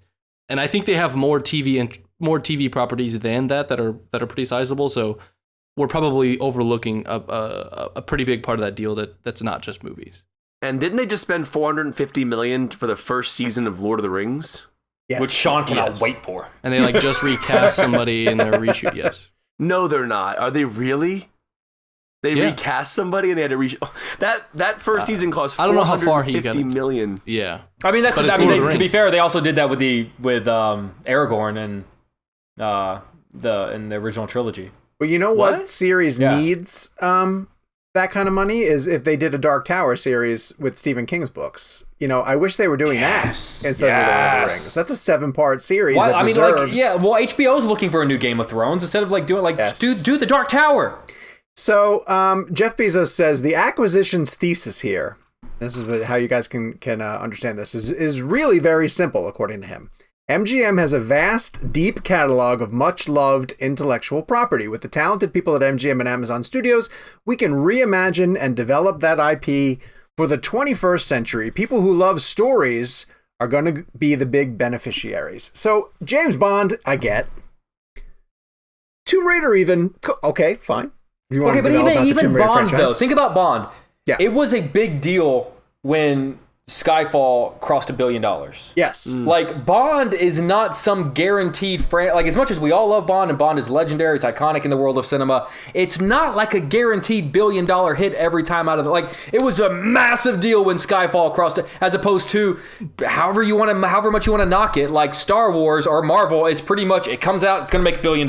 But it's proved its longevity, though, right? Like, it's a franchise that's not going to fizzle. It's proven that you always can does recast well. it. Yeah. Not even about doing well. It's proved that, like, it has the public interest over the span of decades, so that you can recast, you can reboot, and you can target your budget for whatever it's going to make in the time period that it's in. You could invest in a Bond video game you could tap into that market and Absolutely. earn back a significant I would chunk give them of this money. all my monies if they would just bring back the N64 and give me GoldenEye again. Yes, You know, you can still buy all the of monies. that. You can just, it's a couple $100. You can get a good working It's asking a lot. Nintendo 64 and the game. I have Couple $100 one right over there. That Yeah, has really? GoldenEye. Yeah. See? I'll go There you grab it. Hold on. In addition, but like some of those other franchises, Thelma and Louise, are we getting a Thelma and Louise Is that a universe? franchise? Or is that a The movie? the Raging Bull franchise? How many people are lining up to see that? So I don't know. It sounds like an awful lot of money, but all of these studios are going to need. Wow, that's really beautiful. impressive. Which one do you guys want? N64. Yeah. Super Nintendo's pretty good too, though. I say I never had a Super Nintendo. That's pretty great. Super Scope. Remember Super Scope? All of these studios need streaming services. Like the last one to drop essentially is Sony. Sony doesn't have any form of streaming service. And, they just gave up a big chunk of their assets, which is they sent the Spider-Man movies to Disney Plus. Oh, right. They do have a partnership that sends some stuff to Netflix. But they don't have their own. They don't have like an HBO Max or Disney Plus or something like that they can capitalize on all the royalties. But so I don't know. It sounds like it's going to be pretty exciting to see where this goes and how Amazon... Now, Amazon is pretty good about letting some of their film... Do any of their films go to theaters? Now I'm actually thinking twice about that. Well, if you think about like the biggest ones recently, Sound of Metal, I don't think went to theaters, and Borat 2 did not. Borat, and Sound of Metal came out during the pandemic though, so it's not a great example. Well, what about Without Remorse? But also in the middle of a pandemic, like that just came out. That just came out also, it was a bad. couple weeks ago. Yeah, but a lot of people aren't releasing. Like this week is like the first week of a long run. Like I don't think that's a great. And I could see them changing their minds if they have a big So, okay, let me ask this and then we'll move on to the next topic. Do you guys think that this means No Time to Die is going to go to streaming? No, they confirmed today. They did? They confirmed today that it's going to have a worldwide theatrical release. Yeah. Okay. Yeah. Gotcha. I feel like the world would riot. I can check the language, but I believe they were like explicit of like, this is going to be what you expected. Okay. Yeah. Also, like Craig's last Bond, after everything that movie's been through. Well, it's got to make theater money, I think, is also the big. Is Tomorrow War going to theaters? I don't think it is. No, and that's a July release. And that looks like it could be a theater movie or should be a theater movie. But that might be something that they're spinning up. Like I don't think that Amazon Prime's ever been a theatrical release thing, but that might be what buying this is a part of, is wanting to have theatrical and streaming. Okay. Let's move on to our Oscar punishment. So this is wholly unfair in this sense. So for people who haven't listened to the show in a while, first off, what the hell's wrong with you? Secondly, Jake won the Oscar bet this year. Again. Yes, for a second consecutive year. And last year, he got to choose what horrible movie Kevin and I were going to watch, and he gave us The Human Centipede Part 3, which truly was an atrocious, offensive, diabolical film on every level. So Jake, in his forever sinister personality, split up what we're going to watch this year and gave us each individual tasks. Now, here's where I say that it isn't fair. Kevin is thoroughly enjoying his punishment. He had to watch a lot of Lost. And how many episodes were you required to watch? Required to watch 7. I think I've watched at least 17. Yeah. Okay. So since the punishment, you're like halfway through Kevin. Season 2. Yeah. That was the. I was hoping that it would happen. That the same would happen for you. Yeah. For me? all in on Lost. Yeah, now. that was the point. I was hoping that if I made you guys sit down and watch this incredible thing, that you would take it and run with it. Well, Sean technically didn't sit down and watch through his. Yeah, next time I win, I'm going to specify how it needs to be consumed. Why? Kevin didn't sit and watch 17 episodes in a row. I sat down and watched an episode at a time, but I actually feel like you did not fulfill your punishment. Oh, that's garbage. I almost feel like you need to watch 2 Towers now. I don't think you Let me watched tell you it what's properly. not happening. So let's start on a high, Kevin, and tell us what happened when you watched the episodes of Lost that you were required by punishment to consume. Well, I already owed Jake the Lost watch, so I did not follow through with the initial discussion we had, which was Better Call Saul for Lost. And again, I didn't realize how many episodes Lost was, so that's my fault. But I'm glad I did the punishment, because I watched the first, I think, 17 or 18 episodes of Lost before stopping, and I didn't stop because I didn't love the show. I just kind of fell out of routine. And then so the 7 punishment episodes were what got me back into it. And I even said this in the show, like when Jake delivered the punishment, I was like, you're trying to get me to continue watching it past the 7, which is exactly what happened. And I'm all in now, and I can't wait to see what I'm going to watch 2 episodes tonight. I'm trying to watch 2 a day. But I'm just now, for people who've seen Lost, I'm just now into the story about the other side of the island. Michelle Rodriguez's character and the people on the back of the plane are now meeting with the characters we've been spending the entire show with so far. And we just went through Michelle Rodriguez's backstory. So I'm really all kind of into that now, and Sawyer, and it's a whole thing. So wait, have you not met Desmond? Hold on. Wait, no, I have a question because I don't think this won't spoil anything if you haven't met this person. Have you met Henry Gale? I don't believe so. Okay, you would know if you met him. No, Henry Gale is season 2. There's a lot of characters. There's a possibility I've met Henry Gale. I mean, I'll tell you. You would know if you've met Henry Gale. I'll tell you people that have just popped up that have become prominent. Goodwin, which was a character that gets impaled by the stake by Michelle Rodriguez's character. He was not on the plane, and he was actually ran out and pretended to be one of the people on the plane. I met Desmond. Desmond's gone now. He's kind of rushed off. See you in another life, brother. To me, the most shocking thing I just saw was the Shannon death. Spoiler alert for people out there who haven't seen Lost. But, for people who haven't seen it's been Lost. out. Oh, that look when years. Saeed is holding her and it's like raining and he like looks up and... How does she die? I forget. So Michelle Rodriguez, so we're starting to understand that we're hearing voices of the others or them. Okay, so you do know the concept of the others. That's what I was going to ask. Yes. So basically, now all I know about them right now is that they were on the island prior to the crash. Yes. Okay. So I don't know if they're tied to Rousseau, the French lady. Oh, yeah. Right. So I'm kind of in that realm, but I'm also dealing with the idea of, because Sawyer and Michael went on a raft to try to get out. Yes. And then they came back. Right. So now Walt, Michael's son, it keeps showing up in like the creepiest way possible, where he's drowning in midair. Like he's like, I mean, it's so freaky. Score's amazing. Giacchino's score is great. It's gorgeous to look at on screen. Yeah, I mean, I'm all in, man. I mean, I can't wait to see what kind of happens. Like I was all in on the Sawyer, Jack, Kate drama and kind of like who loves who, and I was really excited to see kind of Kate and Jack kiss for the first time, which was a kind of a cool moment. Because Sawyer now loves her, and I'm all in. So yeah, I cannot wait for you to meet Henry Gale. He's coming. I'm trying to think of where. So I'm on episode 9 or 10 of season 2.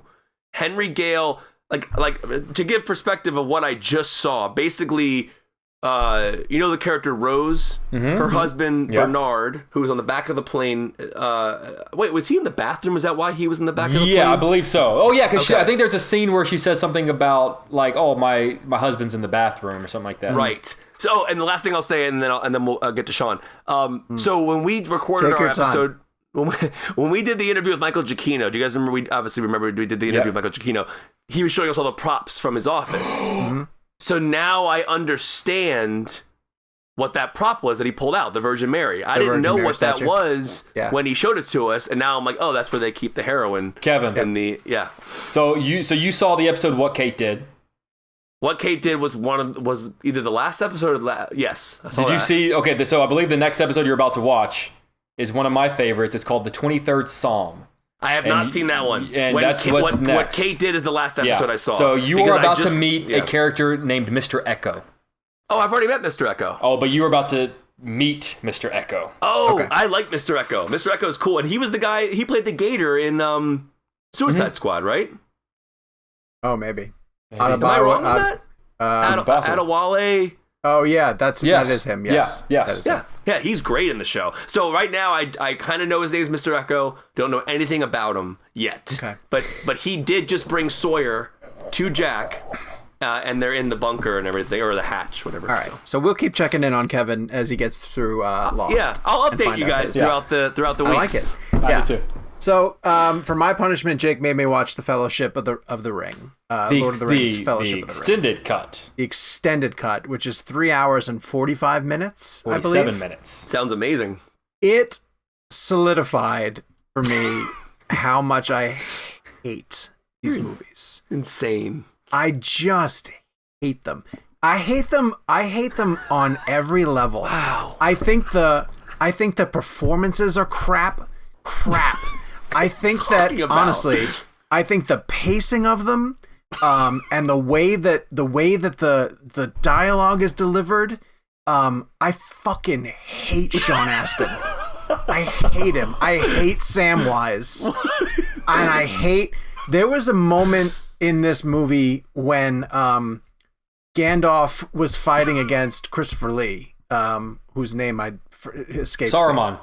And the two of them are like flopping around and throwing their sticks at each other. Yeah, they're in the tower, right? It's cut together. Yeah, it's cut together so horribly bad. Like I think Peter Jackson is really in love with the material, and I think that his passion for it clouds his ability to turn it into an interesting story. It lingers too long on shots with this reverence that I don't think the film earns at all. And I just, again, I've discussed at length that this style of storytelling is not my bag. Fantasy in general, and large armies, like the opening 20 minutes is the history of the ring, and it's just a large army colliding against each other. What did you think of the battle in Wakanda in Infinity War?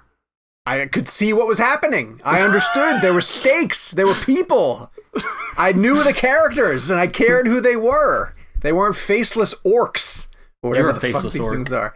So, so I thank you, Jake. I thank you for allowing me to definitively state that I will never watch the Lord of the Rings movies again. Oh, because you just solidified what your punishment is next year. Because I did really in the back of my mind think maybe I was wrong. Like you guys I think love that about them. everything you say. You guys love them, and a lot of people who listen to the show chime in and they say, like, how on earth could you...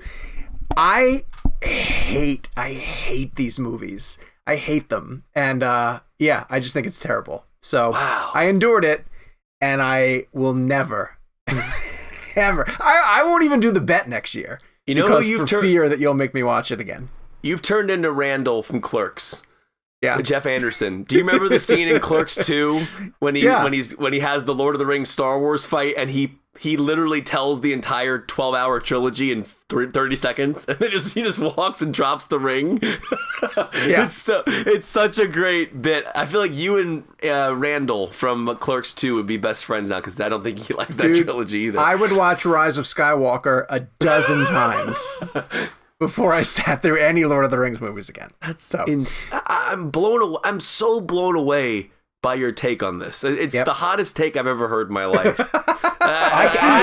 It's so okay, bad. Kevin, can we make a deal? Since you guys try to make it like a little barter deal about like punishing me in case you guys... Yeah. Kevin, if you and I win next year, can we make Sean watch Two Towers? Oh, he's gonna watch all three of them back to back. And I'll say this because I divided it up into multiple evenings. There was one point on like the third or fourth evening when Michelle came into the living room and she said, "Jesus, more?" It's like, I'm only halfway through this thing. You made it worse for yourself by doing that, like watching it in sections. I agree with that. So. All right, this week in movies, Quiet Place Part 2. This is hard to review because I honestly don't remember it, and we did not. The three of us didn't get a chance to. Yeah. Oh, I was like waiting for this moment in the show because I'm like, it's been a year and 3 months since I've seen this film.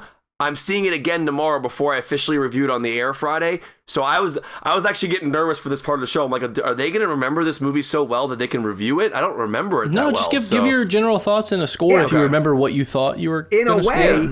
We'll catch up next week. I'm very excited to see it again because me too. I do know that I liked it a lot. And so, but I feel like I'm going to go into it and it's going to be a fresh movie. I agree with you. I feel like I'm going to see a new movie tomorrow night. I don't remember a ton. I mean, I remember bits and pieces. I remember Cillian Murphy being a big character in the movie. I remember liking it, but I don't remember like being blown away by it. But it's also been a year and 3 months since I've seen it, so I couldn't accurately tell you my review right now. I don't remember it well enough. So I don't know if it's a good thing or a bad thing, but I can at least say to you that I highly recommend it. If you like the first movie, I think it's a natural extension of where they're going with it. Yeah. I really loved the opening sequence, which is a flashback. You've seen it in the trailer. Best scene in the movie, I think. It's John Krasinski in the town. It's the family in the town. We won't give away any plot details. I know the sequel. I do know that Millicent Simmons plays a much bigger role, and does an excellent job of carrying the story. It's very much the story of the daughter and how she's sort of continuing on through this world. Not that Emily Blunt doesn't have a lot to do. I like the way that it introduced the new characters. Djimon Hounsou shows up at some point and is a significant part of the story. And I think it just shows, I was impressed by Krasinski in the first movie. I thought he did a really strong job at directing. And I thought he matched, if not even a little bit exceeded the stuff that he accomplished in the first movie. And so, I highly recommend this, and I cannot wait to go see it again, because to me, like Kevin said, it's going to feel like going to go see a new movie. Jake, what do you remember about it? Yeah, I remember really liking it quite a bit, but very much feeling like it was a middle chapter in a bigger story. Yes. The first film, we didn't really know what it was going to be at the time. I think all of us saw it in advance, so we didn't realize how big of a hit it was going to be. And even though it left off on a cliffhanger, it still kind of felt like one sort of contained story with, I wonder what's going to happen next. With this film, aside from that opening scene, it basically picks up right where the first one, And so I very much like this movie, but now I feel like I kind of want to reserve judgment to see what the bigger picture is. Like, in a weird way, like what part 3 is going to be, which I think Emily Blunt recently confirmed that it's going to be a trilogy. I think part 3 is going to make me feel one way or the other about part 2. Because this now feels like we're getting a bigger story. And at this point, we're only 2/3 of the way through. Are you worried they're going to Rise of Skywalker it? And just like flush the whole thing down the toilet? No, I have hope that they're going to Return of the King it.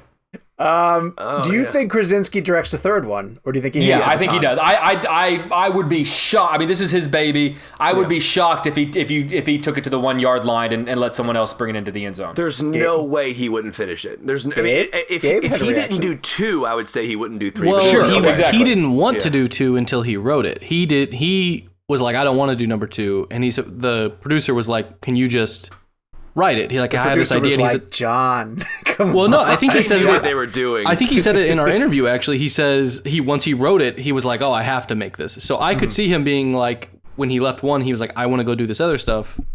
I could see him going, "Let someone else finish this. I have an outline for a story." I could totally see that. But you think that he would let? I mean, he wanted to let someone else do 2. Yeah, sure. Okay, but that's different. Now he's this like close to the end. Yeah. Now, like you really but think if he writes it, does he care? Like he's I got think 2 films for this. I think because someone a good script can turn into a bad movie. Yeah, but I just wouldn't be surprised. There was a better chance of him not directing 2 than not directing 3. 100%. And I also think that and Sean mentions the opening scene. This is in the trailer where you see Emily Blunt in that car. Or the truck, which is obviously an incredible scene that Krasinski talks about in our interview, which was a oneer and it was very dangerous. To me, that was the most interesting part of the film because it was prior to the moment. So, what I loved about that, and this is in the trailer as well, you're getting a sense of the day and the life of what these characters were prior to the event that takes place that makes the film what it is. So, I kind of wanted to live more in that world. A little bit, but we'll again. It's so funny because I'm reviewing it Friday morning. I'm like, and I told my producers I can't review this until I see it again. I just don't remember it well enough, and so, but I remember feeling like Jake does, where it felt more like a bridge. But we'll get into it. There's no way you're not going to like this film. It's definitely entertaining, and the sound design is amazing, and it's shot impeccably. It's it's 35 millimeter. It looks beautiful, and it's dark, it's gritty, it's intense. I feel like this is a movie that no one's going to dislike. It's just a question of, is it better than the first one? I would say not, but I don't remember it well enough to even give my official. I hope it's the movie that brings more people back to the theaters, because it is a movie that requires, I think, it'll play much better in a theater. Yeah. No matter how good your sound system is at home, the way that he plays with the sound design deserves to be seen in a theater. And just the ability to lose yourself in that darkness, and play along with the quietness of it. I want people to be able to go and experience it. It's even less also about... change the way we... sorry, go ahead, Gabe. And I'm basing this off the first one because I haven't seen the second one, but living in the world of the first one, it's less about the giant speakers. It's more about the fact that you're in an isolated, soundproofed room than your living room where you're gonna the dishwasher's going, or you're gonna hear the refrigerator kick on in the other room. Think about, there's a moment in the first movie where the little boy has the truck, right? And the truck makes the sound for the first time.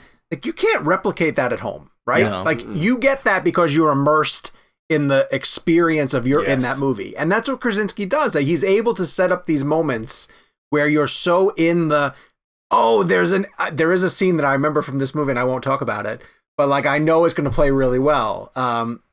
I'll tell you guys about it afterwards. Also, the first film changed the way. I also feel like the first film made people aware of their movie-going habits. Yes. I really found that made me aware that people are blissfully unaware of their movie-going habits. Well, I think that's what it was. It also made me I think it's, people said this a lot, but people wouldn't chew at certain scenes. People wouldn't grab in their popcorn at certain scenes. It kind of made you more aware of who you are as an audience member. When you're experiencing the film. So to every person who I saw the movie with, because I went back and saw it after the first one, yes, that's Jim from The Office. You don't have to tell every person sitting next to you that that's Jim. I cannot tell you how many times it'd be a super quiet scene and all of a sudden I'd hear, "That's Jim from The Office." I'm like, yes, I know. I got it. To your point, though, about Quiet Place, I think it'll do well this weekend. I hope so. I think the film that's going to really be the big box office is going to be Fast 9. I think that's just going to, just from a worldwide perspective, just it's a bigger, in general. It's just bigger franchise. It's a bigger film, but it's also that is the kind of movie we're all looking. I mean, I know we're all all kind of looking forward to, that mind-numbing, insane action. You couch that because of me. I am excited to go see that in a theater just because of that aspect of being in a theater, seeing a cheesy, I think the dialogue's bad action movie. I'm excited to just watch a bad movie in a theater. Do you guys you see how he hit me with that jab? Right? He was being nice. He was like, yeah. No, but he's like a Sour Patch Kid. Yeah, but I do wonder. Do you think for Quiet Place, for example, and this is just, I'm speaking devil's advocate, hypothetical here, are people, because of the way the world was for the past year, do you think anybody's apprehensive about going into a film like that, in the sense of just the world being what it is in the film, no one really seeing each other? And and again, this is just me thinking from psychological perspective. Do you think people are really gunning to go watch that film in theaters? I think if it were the first one, I think people might be a little bit more apprehensive. But I think this world has already been established. People have already bought into it. They accept the premise. So I think that kind of saves them. Is that this was a thing long before the pandemic happened. Therefore, it's pre-accepted in a way. But I wonder what it's going to do this weekend. Actually, before we go to Cruella, I would love to let's give box office predictions, because I know we haven't done this in a while. Yeah. And I think Cruella is going to open bigger, but I hope Quiet Place does at least 20. Oh, I think Quiet Place is bigger than Cruella, because I hope so. I hope you're right. I really hope you're right. Because it has the Disney Plus premiere. Yeah. So, but I've talked to more people who are going to see Cruella this weekend. All right, let's see what Quiet Place did opening weekend. Let me just check it real quick. I know we have to move on. Quiet Place, I know we got to move. All right, Quiet Place 1 opening weekend was 50 million. Okay, so it ain't doing that. All right, what does it do this weekend? Real fast. I would love to just know where you guys are at. I was gonna say 20. 40. You think so? 40. Oh, 40? Man, I hope you're right. I really do. I really hope you're right. 27. I'm going low end. I'm going 20. And do you think it beats Cruella? No. I think it does. I think it does too. I have this written down, so remind I think Cruella does 30. Let's get to Cruella. I don't know. And I think a lot of people are going to. I think families who might go to Cruella are going to watch it at home. They're going to get the Disney premiere. I think they're going to watch it at home. Cruella That's is the X factor. It's a premiere plus a release, so you have to spend $30 to watch it at home or go to the theater. Yeah, and I think that it will play just as well at home as it will in a theater. I watched it in a theater, and Cruella's interesting to me because the production design is fantastic. The costumes are wonderful. The performances to me are outstanding. I think both of the Emmas are phenomenal. I think the story can be a bit of a mess. It's good. It's too long, and it's long in like weird places. It's like it's setting up a lot of story. Like people are describing it as Devil Wears Prada. It has an element of Devil Wears Prada to it for sure. But there's also a huge backstory about Cruella and her family, like where she comes from, and it has to set up how it connects to 101 Dalmatians loosely. There's a lot that it's trying to accomplish. Almost too much, I think, sometimes. But I always found it entertaining because I thought the two Emmas were that good. But when I step back from it, I'm probably only at like a 3.5 out of 5. Okay, you guys are at the same place? I thought maybe you guys liked it more. Well, I liked it more. I probably could give it a 4, but Okay. I'm not too far off from you. I do think there were too many soundtrack moments. A lot. It just way too many needle drop moments. But at the same time, some of the songs I loved, and some of them I thought were a little too on the nose. I guess we can talk about this now because Army of the Dead's been out now. But like when he used "Zombie" at the end of Army of the Dead, I love that. I didn't love that, I and I love love Zack that. Snyder. I love his soundtrack, but I didn't love But that. Kevin, I feel like you don't get it. There were zombies in the movie. Oh, I know, but I mean, yeah. But in Cruella, I think Cruella, and I explained this last week. I think Cruella, I liked the movie a lot because I didn't know what to expect, right? Because it's a super dark film. She's phenomenal in it. She plays 2 characters. So good. She's great in the film, and Emma Thompson is phenomenal, and so is everybody else. Story-wise, I didn't dislike it. In terms of what you were saying, I found it to be interesting. I liked the Joker-esque aspect of it, the sympathy aspect of it. But like when you play sympathy for the devil, that's a little on the nose for me. I mean, because DeVille looks like devil. yeah, You get it?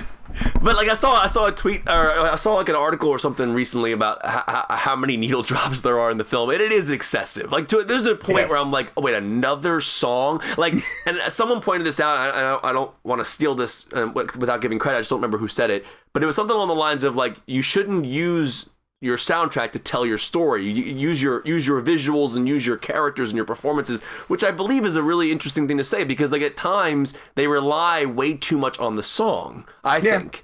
But then again, I liked the film a lot. I give it a 4 out of 5, and I think a lot of it had to do with I didn't know what to expect. I thought she was fantastic. Is this like her first major starring role individually since Easy A? I know she was in La La Land, but I'm talking about like she was the lead of the film. La La Land was her and Gosling, but like Easy A, she was the lead. She does do a lot of ensembles, right? And this is her movie, really. So yeah. And for some reason, I found the fashion war was awesome. Like there were some really cool scenes of her like battling Emma Thompson's character, which I'm not a fashion person, but I found it to be incredibly well done and executed. Is the costume Oscars sewn up? No pun intended. No, genuinely, swear to God, no pun intended. I swear to God. Swear to God, no pun intended. Tough to beat. There's a garbage truck one which blew my mind. It's like phenomenal. there's some like, I mean, I'm telling you right now, I've never really thought of fashion as like awesome in It the was sense really of like accidental. storytelling, but no, but I liked the film a lot. It worked for me. It was kind of a pleasant surprise. Just get rid of 5 or 6 of song. I mean, there must have been what, 15 needle drops? 30. I'm putting it at about 30. Like every 5 minutes. It's endless. Instead of a box office guess, are we doing how long the soundtrack How is? many needle drops? Oh my God, there's a ton. It literally is almost like every new scene that's starting up is some sort of transition music scene. Jakey, it's so where are you funny. at with it? I didn't see it. You didn't see it? I haven't seen it yet. Oh man. I got the screener, but I missed the screening, and so I'd like to see it on the big screen. So I'm gonna head out to the theater to go see it. I didn't want to. I felt like I didn't want to see it at home. Yeah. I think Quiet Place 2 I is didn't need the gonna junket. win. We'll see. Yeah. All right. Anyway, Cruella is available on Disney Premiere if you want to pay extra for it. It's going to be in some theaters. Quiet Place only in theaters. And it feels like the movies are back. Because of Cruella, we are playing this week's blend game is #EmmaStoneBlend. And I want Kevin to start us. Kev, what'd you go with?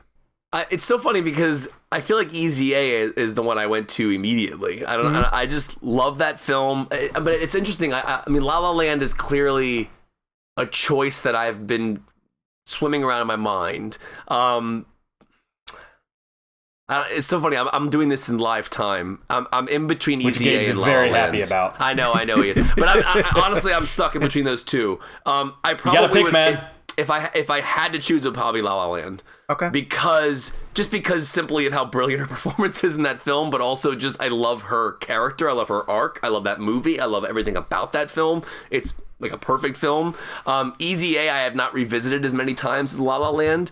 But Easy A blew my mind when I first saw it. Just from blew my mind is probably a strange term to use for it because it's not like an action film. But I think I remember seeing Patricia Clarkson and Stanley Tucci and just thinking this is like the coolest household ever. I just loved that whole world that was built. Isn't Amanda Bynes in that too? She was great in Easy A. I think she is the girl that's in her high villain. school who's I guess overly religious. Is she overly religious? I don't remember. Or am I thinking of a different movie? I thought that was saved. I think I'm thinking of Mandy Moore. You're thinking of someone else. Yeah, that might be right. But La La Land, I just feel like, and I feel like La La Land just meant a lot to her from a personal perspective because I remember I was lucky enough to sit down with her. I think I got her for like 15 minutes one-on-one for like a TV interview for La La Land. And this is before the film was like what it was, right? So they were like traveling around. Her and Damien Chazelle did some like TV press throughout the country, and they came to DC. And I saw the film at a festival called the Middleburg Film Festival. And, I sat down and watched it. I heard buzz about it, but I didn't know what to expect. I mean, the music, everything about that film. I always look at the scene where her and Gosling are at top of the hill at night in LA, and they're dancing with that light pole behind them in the city overlooking. And I'm just looking at her, and I'm just like, this is flawless. Like, it's a flawless performance. I'm talking about physicality, but performing and also singing, like everything about that performance. It's a threat on all levels. Yeah. And she 100% deserved the Academy Award for it. It is, and I remember when I spoke to her for that interview. I mean, she talked about it from a very personal perspective of like what her life was in terms of auditions, and I know that came up a lot in the interviews, but. Like, I have to imagine it was a cathartic experience for her, and it felt cathartic for me as a viewer, watching her character go through that, because I was thinking about her as well, because her mom and her went to L.A. and kind of auditioned her and all these things. I think she's from Arizona originally. Oh, there's that moment of her coming out of the audition, and there's so many, like, similar redheads in the hallway waiting for the part. You know what scene devastated me, and I never really understood this because I've heard actors talk about this before, but is the scene when she's in the audition and the person gets like a phone call. No, someone comes to the door behind her, right? And they're signaling the casting directors, and she's like in the middle of this incredible crying moment on the phone. And just like the devastation of like that moment where she's in full-blown character, like giving a performance of a lifetime, and it's just like completely like just skated over by someone knocking on the door. I think they were ordering lunch. I think they wanted to get the lunch orders from the people. Something about that. And then you realize like they just let an amazing actor go out the door who became a big star later on in the story. I also felt like that movie did a brilliant job of like kind of like Whiplash, where it was like the best type of bittersweet ending you could think of. It's like of course you wanted them to be together, but I also appreciated the fact that they both got to live their dreams, and maybe they pushed themselves in that direction. Whiplash was a similar situation where he got to kind of have that final performance, and I mean, it was just. I don't know. I just found that movie to be so interesting and cathartic as just watching her arc. So, you know what's amazing about her arc in that too is that she has to convincingly play, because by the end of La La Land, she's an A-list. Like her face is on a billboard, and she's at Chateau Marmont, with her husband, and she looks as glamorous as can be. And you think to where she starts at the beginning of the movie, where she's serving coffee and looks like, the girl next door kind of thing. Yeah. And Emma Stone can play both of those sides. You don't see her in either of them and think like, oh, she's not, like if Emma Stone were the girl who's working the coffee lot at Warner Brothers, you wouldn't be like, oh, I don't believe her in that. She's credible in all of it. She's fantastic. So. I didn't want to pick that because I feel like it's too easy, but I can't think of another film that I would talk that excitedly about in terms of her performance. So I also chose La La Land. There you go. It's just for two scenes in particular. One it's just it's my favorite musical of all time. But the two scenes that really to me solidify everything is a moment where she goes back to her parents' house and Gosling tries to come convince her, look, you got this audition, you got to come back to LA. And she says something, forgive me if I butcher the line. She says something like I'm not good enough. And Gosling says like, no, what are you talking about? Of course you're good enough. And her response is, but what if I'm not? And that line, and her delivery of that, because we've all felt that, like where we've had, people say, oh, of course you've got this. Of course you're great. And then there's that part of you that goes like, but what if I don't? Because, and that's one of the reasons I love Inside Llewyn Davis, is this idea that like, not everyone's dreams come true. And what if I'm one of those people whose dreams don't? We're all taught to believe that we're going to be those people whose dreams come true. But a lot of dreams, I don't want to say most because that's so negative, but a lot of dreams don't. And so I think we've all had that fear where in the back of our head, we're like, what if we're those people whose dreams aren't going to come true? Mm-hmm. And her line delivery where she says, like, but what if I'm not? What if I'm not good enough for that? Is just heartbreaking to me. And to your point, Kevin, it is genuinely one of my favorite endings of all time. Because I love the idea of, because I'm a big believer, as someone who is still like out there in the dating world, that like not a relationship not working out doesn't have to be a negative thing. Sure, like everyone has relationships that like don't end well, or maybe it doesn't end on the terms, but there's a lot of things you can learn about yourself and what your expectations are out of life and what your expectations are out of a partner in a relationship that doesn't work out. And sometimes it's okay, and sometimes it's great when things don't work out, and it doesn't mean it's a bad thing. And that unspoken nod between the two of them at the end says more in 2 shots than most movies say in their entire runtime. Like there's so much that is spoken in that, like, we're gonna be okay. I think I'll always love you. I think you'll always love me. Things didn't work out, but look, we're fine, and we're going to be fine. And that, like, she says more in her look back to him. I'm getting chills just talking about it. And than most actors have ever said in any of their performances. So you're 100% right. That scene is just All right, go ahead, Sean. I didn't want to pick La La Land, and everyone knows how much I adore it. It's one of my favorite movies of all time. But people know that I'm immersed in the Spider-Man movies lately, and I've been revisiting and rewatching all of them. The Raimi films, the Webb films, the MCU films, and I'm going with The Amazing Spider-Man because I've realized that is my 3rd favorite Spider-Man film. It is the first one. I'm saying the first one. It is Mark Webb did a 500 Days of Summer that happened to have Spider-Man in it. And if you go back and rewatch the Andrew Garfield, Emma Stone scenes, they're really, really great. And when I watched that movie the first few times through, I zeroed in so much on the Spider-Man stuff, right? Like the origin story and how Andrew was playing Spider-Man and what the action looked like, that I didn't, not that I overlooked it, but I didn't focus as much on how the two of them connected and sold that relationship. And now I think it's phenomenal. And I'm putting it in comparison to Tobey Maguire and Kirsten Dunst. And, I think that Andrew and Emma had way more chemistry. And even what they're trying to do with Tom Holland and Zendaya, I don't know if it's solidified enough, what their relationship is. And it almost feels a little bit like it's happening only because they need it to happen in the story. Whereas the way that it develops in The Amazing Spider-Man, it's so organic and it's so believable, and she sells it completely. They both sell it completely. There's a reason why the two of them fell in love while working on that movie. You can almost see them falling in love while you're watching it.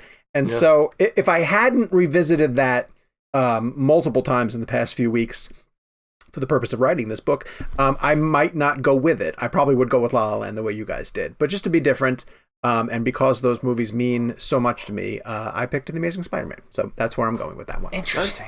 Yeah, her death scene in 2 is amazing. Oh, it's phenomenal. Yes, the rest of 2 is not that good, but the first one is really, really good. Audience picks: Christian Williams went with The Battle of the Sexes. The way she transformed into Billie Jean King was outstanding. Yeah. That was a good performance. Dave Holmes said Easy A. Randy Buss went with Zombieland, and Michelle Garrist and Danny GM said Crazy Stupid Love. She's also good in Superbad. Yeah, she is very good in Superbad. Yes, Crazy Stupid Love is one of those movies that's on Netflix, and I know that I like it, and I want to revisit it, but I haven't pressed play on it again. But I'm going to sometime soon. So great. So much participation. Oh wait, a shit ton of people said La La Land. Obviously, many others went with La La Land. Of course they did. So much participation. Thank you guys for weighing in this week. For next week, we're going to be playing. This is fun. This is going to be a lot of fun. In how we define it, right, Gabe? It's going to be interesting. Hashtag Summer Movie Blend. I'm here to help with that. Say it again. Hashtag Summer Movie Blend. That's a really great idea. It is. That's a wonderful idea. I'm glad you said that, because when I came up with this on my own, Yeah. With no help from anyone, Son I of a thought bitch. I'm a genius. No, this is Jake's idea. Jake, let me tell you how I thought we would define this, but Okay. it's your idea, so I want you to define it. Sure. In the interest of it being favorite, saying a movie that came out in summer sounds weird. I would say your favorite movie that either reminds you or sort of evokes I would summer. argue, yeah, I would even maybe go as, and granted, I don't want to limit your imagination, but my thought was like takes place in the summer.